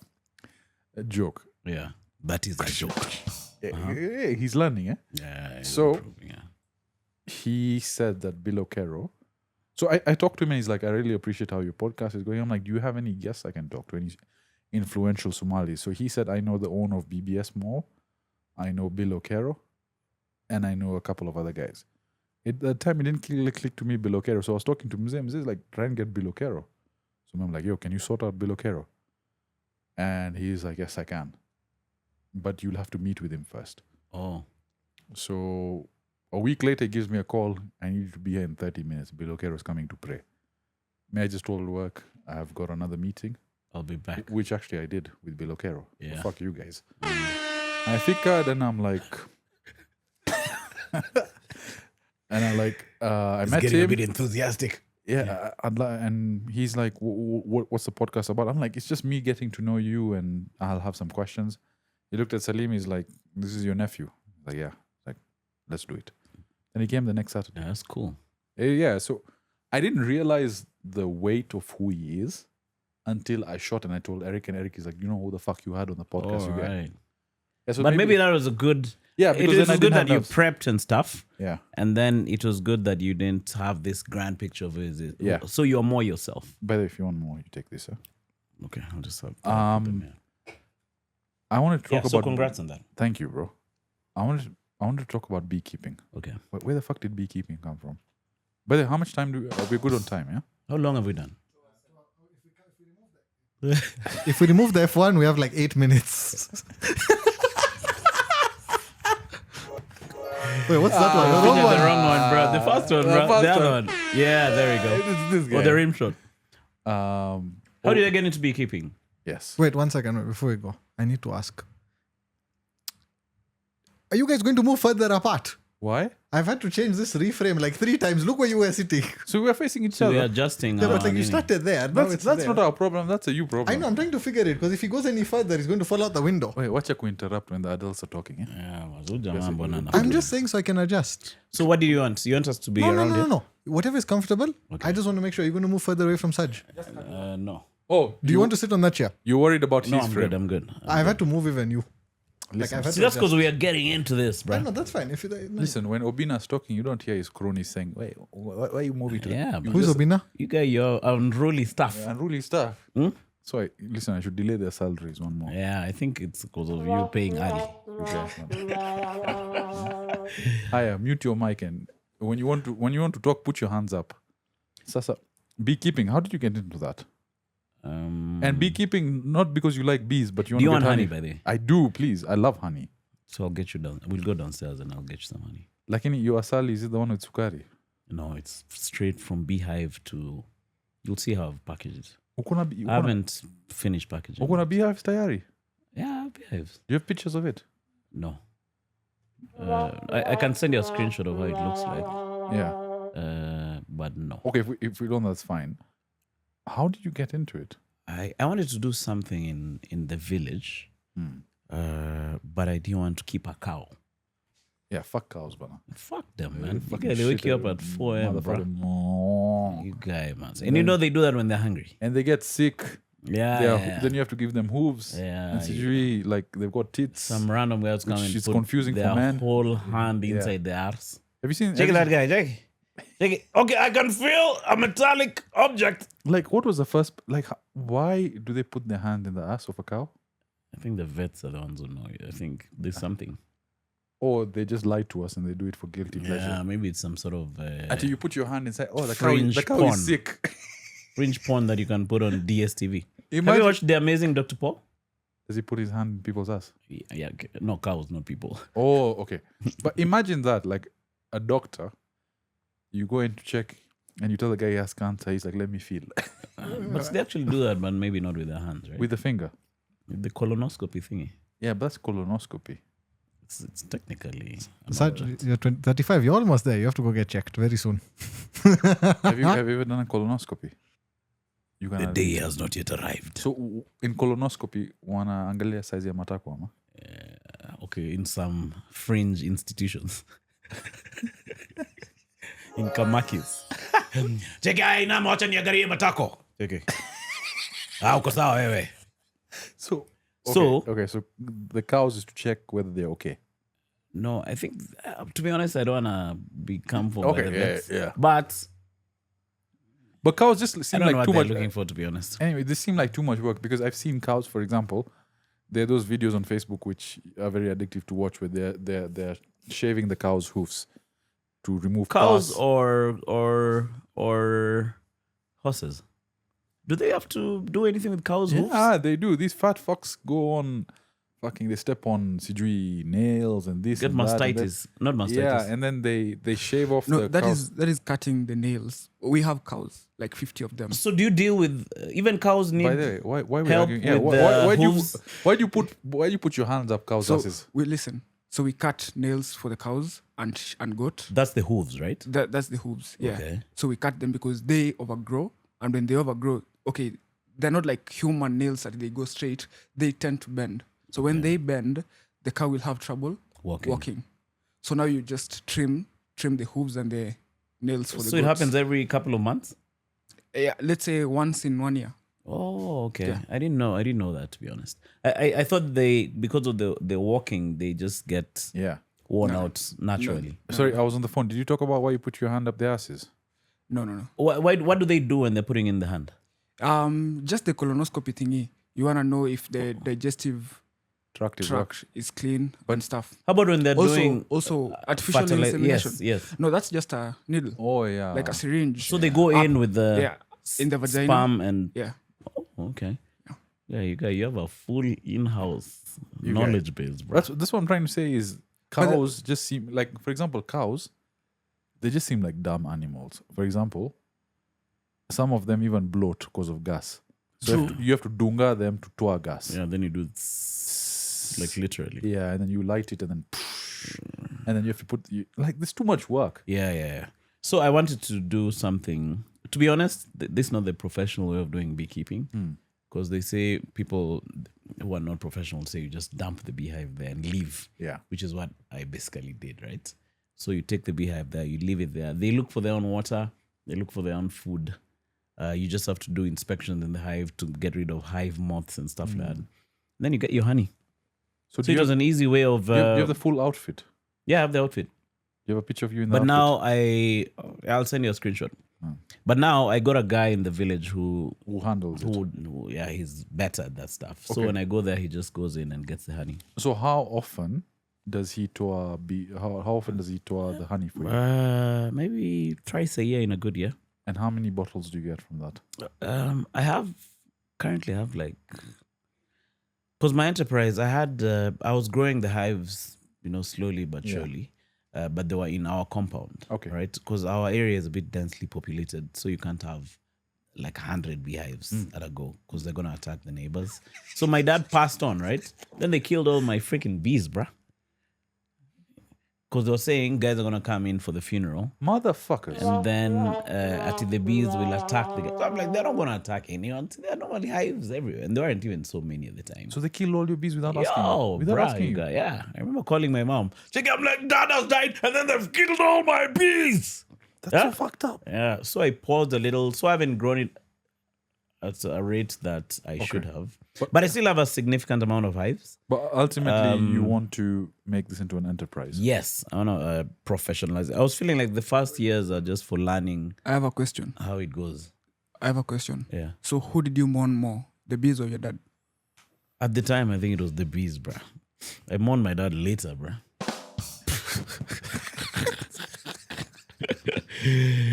At the time, I'm like, fuck, man. I don't have bees. Because I worked so hard to build it up. You know what I'm saying? So I feel like, to be honest, I feel like that's more of my retirement plan. Okay. Okay. So I'll be doing my podcast. Yeah, with the But honey. I'll have hundreds of hives. I have hundreds of hives. My goal is to get to 1,000. Okay. 1,000, and then I'll feel like I have begun. Do you have a brand for the honey bottles? Not yet, bro. KISIANG-HONEY. Did you guys get that? Yeah, that's a good one. KISIANG-HONEY. No, Nzige honey. sounds good. KISIANG-HONey. Nzige honey is an Nzige grasshoppers producing honey. Exactly. Think about That it. is No, look at- wild. That will get Wild. people to talk. Nzige honey. Listen, guys, tell me if this is a nice name. KISIANG-HONey. No, Kisiangani sounds good. That's dope, bro. Yeah. KISIANG-HONey. Bro, Kisiang-HONey. come on. But you guys, what kind of narcissist am I? Kisiangani Podcast, Kisiang-HONey, brah. No, that's fine. But the KISIANG-HONey. You guys would No, buy but it that. sounds good. And then what you can do is you can do like a pre-order. So you start teasing it on the pods. You post it over there. Guys, we're dropping on June 1st, We have a ton of honey coming out. a ton of honey coming out. So what happens is people pre-order, so you know exactly how many honey stock you need. So you Yeah. don't oversupply yourself and waste money. Uh, Unaelewa? So you tease it for the next 10 podcasts, and on each you do. but you already have the stock. Una stock? You should, that works better if you have the stock already. Una stock? I wouldn't do that if I don't have the stock. Okay, no, what I'm trying to say is, like when you, let's say you have 200 bottles, Okay. but only 50 people buy. So you're stuck with 150. Yes. But if you do pre-orders and you get 50 orders, you know Yes. No, that yeah. the minimum yeah, that is makes 50. sense. Yes. Unaelewa? Yes. Yeah, So you don't have dead stock. Yeah. No, So for you sure. Then no honey doesn't go bad, right? Like, so long as you store it properly and put it in an airtight container, you can save it for years. What about the white honey? What's that? It's just honey. Honey is just a product of the trees around your area. Okay, So how do they're you get white? How specific- do you get white honey? You grow it around From white specific trees. There's some Karen. trees. I don't know if it's. I don't know the type of tree, but there are specific plants around which would produce white honey. people because of the nectar that the bees get from Yes, there it's basically due to what- pollination. See, Yes. I went to biology, or was it? Yeah. Was it biology? No, That was GHC, no? Where they tell you about bees. agriculture. That one. Agric. Agric. We just call it agric. Agriculture. Okay, so the white honey is based off the trees around Yes, the trees around it. Have you ever read about this honey that it's like a psychedelic? it. Yes, the one they tore from the stones. Yes, where yes, is yes. that? Somewhere in like In some Nep- Asian I think Asian somewhere countries. in South America, or in the Mayan. That's areas. insane. It's like a psychedelic, and people sell that, by the way. Yeah, people actually travel there in order to taste that honey and feel. how What's it will called make you- wild? Producer. I'm fine. It's called Mad Honey, literally. Oh, it's called mad honey. Mad Honey. Yeah. That's from Nepal. Oh, it's Okay, Nepal. So you're right. See, I believe even And- Nini podcast spoke about it. Which It one? was Joe Rogan. See, they were talking about it at some point. Yeah, they Oh. actually spoke about it. There's- Even Obina once. so the guys that actually go up and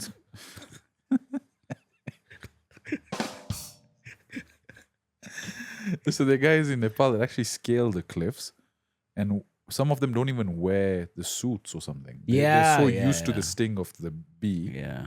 because they've been having honey their whole life. They don't even feel the pain. So my plan is to have this as how I'll be getting like alternative cash flow when I'm That's so older. dope, bro. Yeah.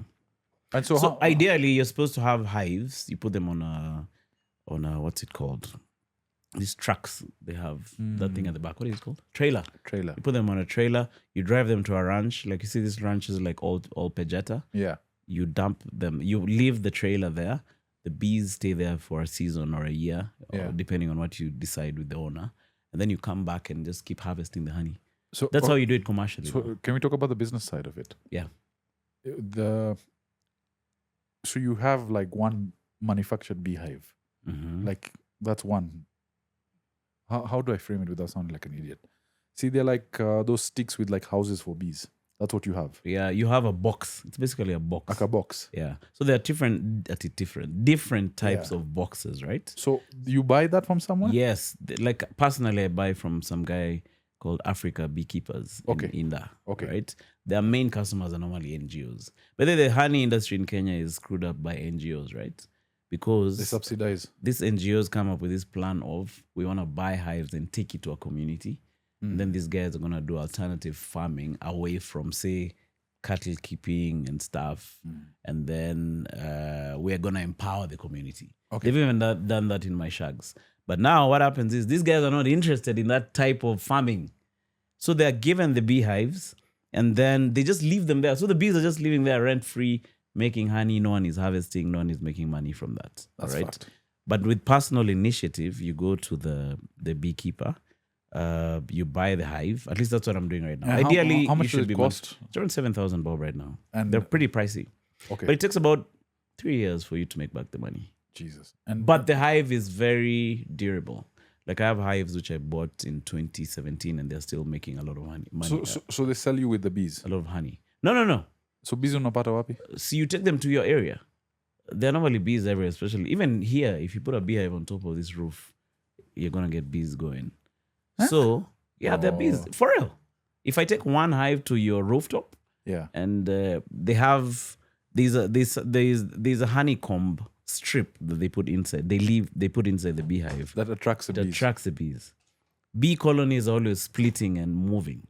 All right, Interesting. in the wild. So they send out scouts. They're like, hey, let me go find Have you this talked about place. this before? No. So the scout goes out and then it goes back and tells the other guys, I found a spot. So the queen comes The in. bees have a fucking scout. Yeah. They're scouting for a new place after they've split. Okay. Fuck. So they go out there and then the queen comes comes to check out the spot. If you don't like the spot, they're not going to move in there. They're going to have to move to the other place. Have you ever seen bees swarming? Yes. So they're moving to Fucking hell. a new spot. Yeah, so you take the empty beehive, take it to your place.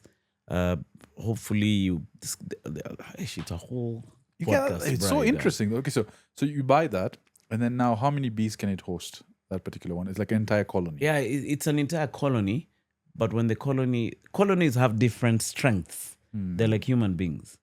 So you can have 8 colonies of beehives But in different- different boxes, but different strength. Do they fight with each other? They fight if say the honey is leaking from one beehive, or if you're harvesting honey and then you leave one open, the other bees are gonna come rob. They're actually called robber bees. What? So they're gonna come in and try rob. You guys bees are quite organized. You know they have sentries at the door. That's amazing. Like at the entrance to the beehive, there are some specific bees which are sentries. So just sit there inspecting each bee that's coming back from out there. So they're like, yo, who's this Nick? Get the fuck out of here. You're not a part of this beehive. And they have the mental capacity Yes. to say, and there are thousands of bees. Yeah, there are thousands of bees. So a proper professional beekeeper is able to grow different colonies and increase their strength.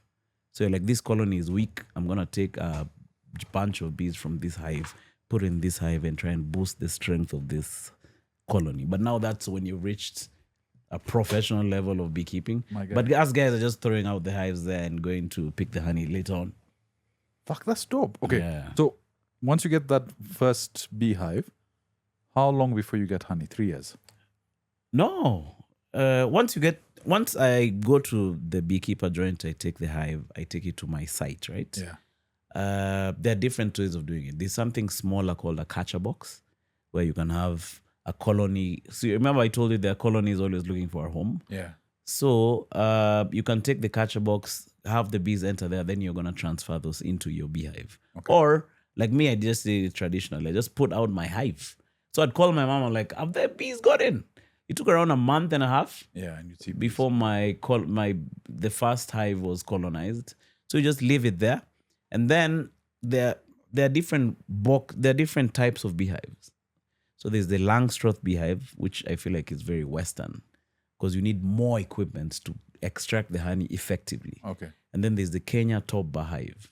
That one is it's been designed to be used locally. It doesn't need a lot of equipment to extract the honey. Okay. You just take the honey, cut it off the combs, start squeezing it out, and then you get your honey. The other hive you have to put into some machine, and then it does centrifugal force. It goes around, extracts the honey, but you remain with the comb. So with the Langstroth, you can reuse the comb, because the bees have to build a brood first. So they're building a brood, right? brood. There's a brood box. There are 2 boxes, right? There's one small one in the Langstroth hive and then a tiny one on top, all right? So the bees, the first thing they do here when they enter the hive is the queen starts laying eggs and growing the colony, all right? So part of the hive has honey, part of the hive has the next generation of bees, Right. the worker bees, all right? So once they fill up this smaller box, now you'll have that other smaller, once they fill up the brood box, you'll have this smaller, it's called a super. So the bees now will go up here and start putting honey on the honeycombs up here. But now the queen can't go up here because there's some sort of net here. Yeah. So it can't go up and lay eggs over here. So now when you're harvesting, you just stick the honey on top here. Dude, they're so Then you take it out. organized, eh? Yeah. If you study bees, man, you'll be amazed. Like it's interesting. Like how they, like if one bee enters here and finds honey over here, after a while you're gonna see 10 bees here. So you're like, how the heck How do do they they know? go? No, yeah. So they go back to the hive with whatever they've taken. Yo, niaje was it? And then, yeah, for real. So there's a way they dance. There's a way they wiggle their asses. So they wiggle their asses in the direction of where they've gotten that nectar or whatever the heck that is. So the rest of these are, in that direction, 20. So one bee becomes 10 bees. You get 10 bees become 20. So on the commercial side, let's say it costs you 7,000 for that box. In upkeep and stuff, what would it cost you?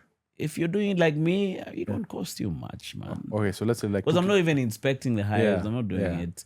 Me, I'm just going to pick the honey once the hive is full. So how much? How many? Once it's full, how much honey can you get? From Ideally, you can get, and I like us underestimating. Let's say 10 kilos.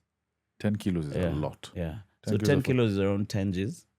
So you're making so once because it's a one-time cost. Yeah. So- So 10 Gs, you've actually made back the cost money you and spent on the plus hive. 3K. But how long from planting to bees coming in to getting that honey, that 10 kilos? It's hard to estimate like that because it's also a natural process. Hmm. Because the honey flow season is after the rains, and then now the trees are producing flowers. Right. So people can pollinate. And So meaning if there's a drought, we are fucked. you're not gonna get that honey flow season as often. So let's say if everything is flowing, honey flow season 3 months, 4 Yeah, months. you can harvest say 3 times a year. Simba, Yeah, bro. which is good. A kilo moja nauza bei ngapi? Tau. In fact, I think it has gone up to 12. So- And I'm talking about pure honey without adult. Do you Most have, of do you the have honey honey in the car right now? Yeah, I have honey in the car. How, right how now. have you packaged it? I haven't packaged it yet. It's in a huge mtungi. Okay. Because when I was in Sharks the other day, then I came with it. So how do I take it from you? I have a small bottle. I actually thought about it when I was coming. I have a small bottle. I'll buy it which- from you. No, I'll give it to you. No, your friends should. By the Your way, friends' birthdays, they should have honey straight from the No, no. freaking beehive. No, if your friends do businesses, don't go ask for free shit. Buy and support them. Yes, but if your friend decides to give you free shit, take it. But no, I'll give you the honey. But I haven't finished packaging it yet. No, it's fine when it's. I love I how. think I'll fuck- give it to you when I've packaged it. I don't want to give it to you. So you were also fucking meeting Sato for our wedding. But that was actually okay. No, let me not tell you what I was thinking. Tell me, what were you But thinking? What were you thinking? for me, it's a nice project. I love that it's you're so. I scalable. love that you're so passionate about It's it. scalable. It's you can make some good dollar bills off it. Hmm. But with any farming enterprise, that calculating the money thing first is what screws guys up. Because you're not start saying, if one bee is 10K, that means 1,000 bees is how. Yeah, that is the worst way to approach a business. I like it, Kisiangani. Yeah. Kisiang-HONEY, bruh. Kisiang-HONEY. You got our guys on fire. Our right guys now. on point. Let's vote in this room. How many guys like Kisiang-HONEY? 1, 2. Guys not feeling Kisiang-HONEY. Give us a better name then if you're quiet. Do your folks have hives at your place? No, but we thought about it because we have like 90 acres of idle land. You see, now these are the guys to work with when you're doing Kisiang-HONEY. How about a water source? Yeah, we have a water source. We have a borehole. Oh, okay. Yeah. Maybe So- I'll talk with you. Yeah. So offline. actually, when you were talking about it, I remember this was my dad's plan at the beginning of the year, but I've actually not helped him actualize it. So I've let him down. So when you were No, talking we're about gonna it, sort him out now. There's this so guy. when you were talking about it, yeah. I was listening to you and I was like, I'll talk to you after the podcast. Yeah, So that you can yeah. at least hook me up with the hives thingy. Because Exactly. at our place, they sell it expensive. One hive is 10,000. Oh, for real? Yeah. Damn, that's crazy. So the Africa Beekeeper guys works with. Oh, he also Shout has, out Africa Beekeepers. Okay, we're giving him free freaking advertising, bro. You guys. But anyway, It's sour. are we gonna edit that? Yeah, let Let him get the. Let him get that. So look, so this guy does that. He has, he works with these ranchers, guys with these crazy pieces of land. Yeah. Like he has a ranch in Basil. I don't know if it's still active. So you just take serious amounts of hives there, panga them nicely, and then every other month they just go and harvest out the honey. It's crazy, bruh.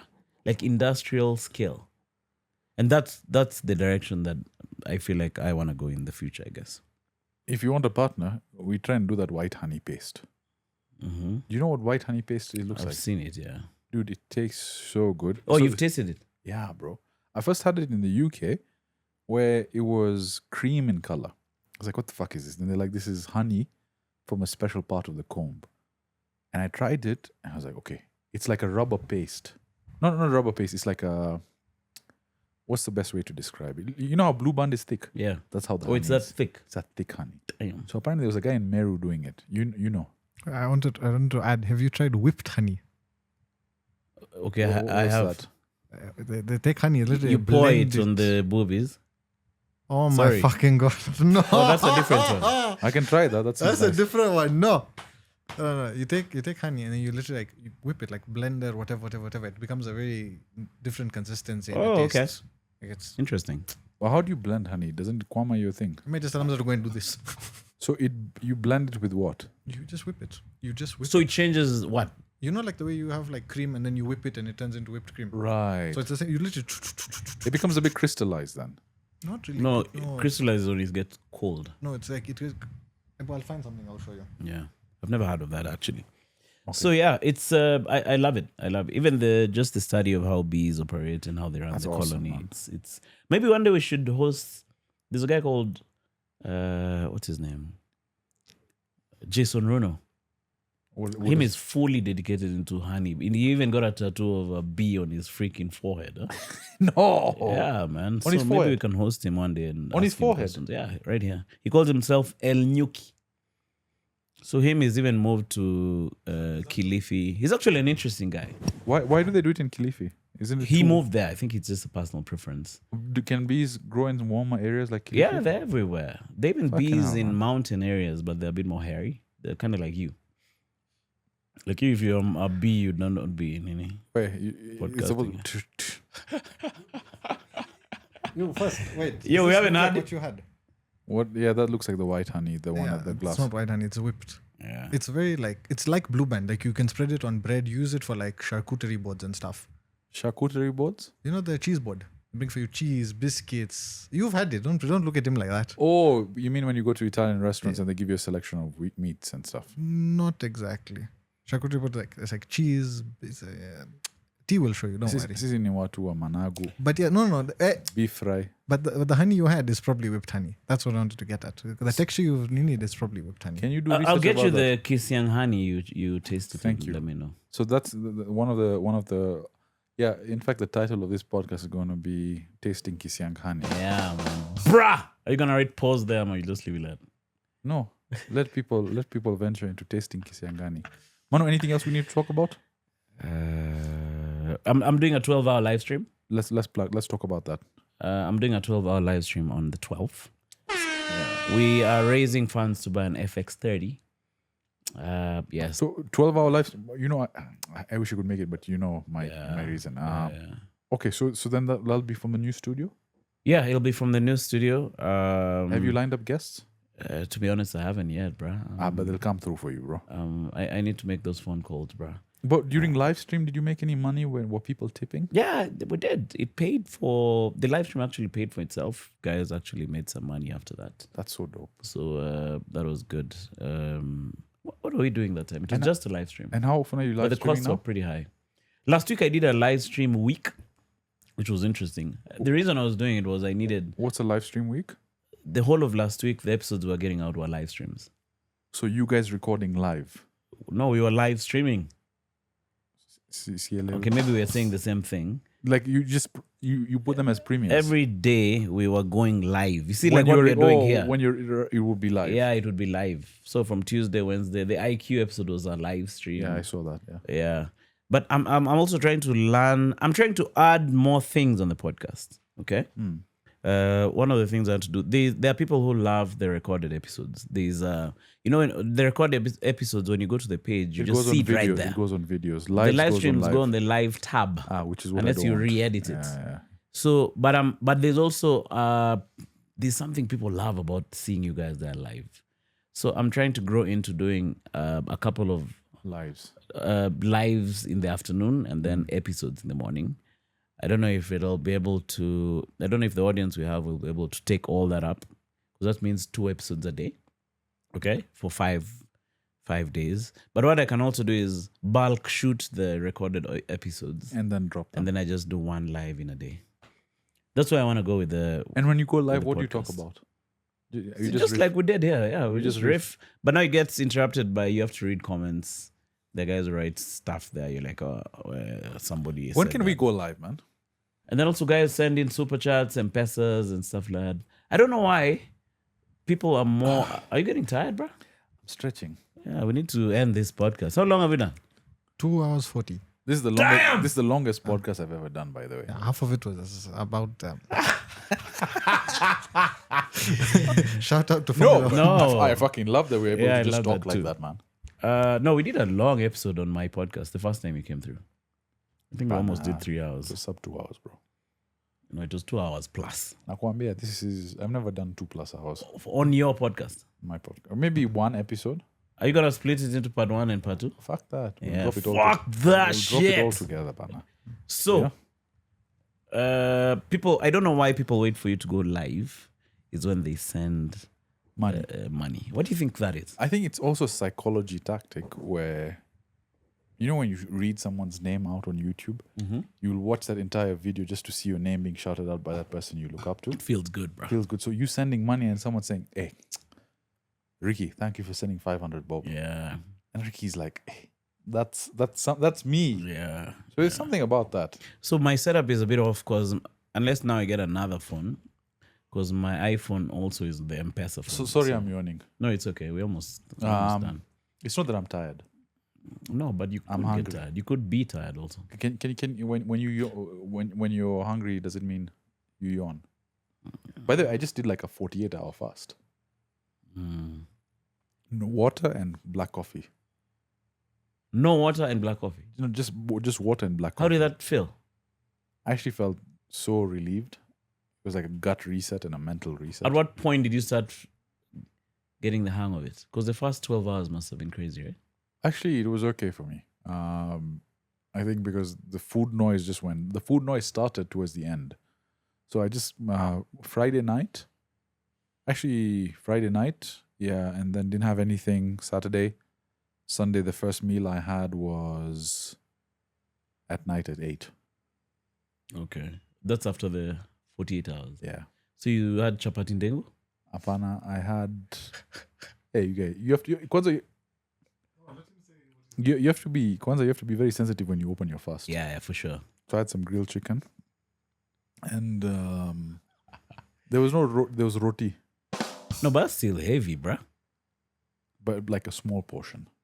Small, like very small. Yeah, like maybe this. Because after 48 hours, that's. Did you feel it in your. Yeah, I shot like a horse after. Oh, damn, bruh. Yeah. And during the fast, were you shitting? No, the second day I didn't Okay. because everything came out the first day. So after day 2 is when the bowel movement Yeah, stops. clears. Because what happens is then when you start feeling hungry on day 2, your body then it clears your toxins. Because Yeah. what happens is, think about it as drainage. Yeah. And- And cleaning the pipes. And cleaning the pipes. Yeah. So your body also needs to do a repair work. But when you constantly just overeat, like if you're eating and your gut is going through different things. So even there's a bunch of supplements I'm taking, like probiotics and stuff. You're just fucking with me. So I just needed to do a hard reset. Because my stomach has not been all right for the last couple of weeks. So is it like So I was thinking of going on a fast to heavy stool? pellety. Pellety. Like I think I've taken the first solid shit I took was maybe the day before last. But you take one solid shit, eat, and then it goes back to Yeah. So, and that's the first time it has happened to me in my. I haven't had a long period of. So what they recommend is every month you do a 24-hour fast. So just take water and black coffee. No sugars, no mints, no gums, no nothing. Okay. And that helps reset. If you can stretch it to 36 hours or 48 hours, it's even more beneficial. Oh, okay. So it just gives your body a whole reset. And to be honest, I had really good sleep yesterday. Oh, nice. Yeah. So everything is flashed out, so to speak. Flashed out, bro. You can prep for it. There's some people that buy these. Fazar, what do they call them? At Healthy you have them before fast. They clean your system. Huh? Fucking. No electrolytes is the only thing. Not electrolytes. You're supposed to have them during fasts. They like clear the system and You Something to make you go put to the it- toilet. Opposite of No. constipation. What is it? If you remember, you'll put it up in the. If we remember, we'll put it up over A here. suppository. Yeah. Not a suppository. Fuck it. Yeah, but it helped. Okay. I wanted to stretch it, but then last night we had relatives fly down and they came home for dinner. Okay. But if it wasn't for them, I think I would have gone for 72 hours. Okay. No, thanks for that. I'll try it out. Bruh, man. Thank Thanks you, bro. for having me, my guy. Thank you for coming through. Bro. It's always a good time when I come here to hang out with the Coffee Pump crew. And shout out to you guys also. You guys are fun guys, bro. It'll be different from next week. I need to find a place now. So we're looking for an apartment like yours as well to do something. I'm trying because we live close by within this area. I'm trying to see if I can find something, but the problem is prices here are also stupid. Yeah. But we can go and check opposite. Maybe those apartments we can ask the Scary. We're Those looking office for places. like a 1 bed. 1 bedroom, yeah. Okay. The plan is maybe with Eric as well, we get a 2-bed and then we do setup, but pesa mingi, bro. We'll figure it out. Eventually, bro. But congrats on the new equipment, bro. Thank you so Your much. sound is crisp. Thank you. Yeah. Thank you. But Kisiangani, guys, amazing podcast. Consistency through the roof. They post, I think you guys are 3 episodes a week. Man, you do lives, strong community. If you just want stuff, honestly, like for guys that are relatable, that break the barrier, that have comedy to a tier A standard, Kisiangani is your guy. Shout out, brother. We'll put Manu's details in the description. Yep. We'll put Kisiangani's details in the description. Also, subscribe to his membership as well. He posts content out. Yep. Coffee Pump membership we've just started. We do post content now, so do check that out. And please subscribe, guys. If you've gotten to this point 3 hours in Damn. If you know about bees. and Formula One, You guys, man. It's an all-encompassing podcast, Yeah. KISIANG-HONEY. Please do subscribe. We appreciate it. Thank you so much. We'll check you out in the next episode.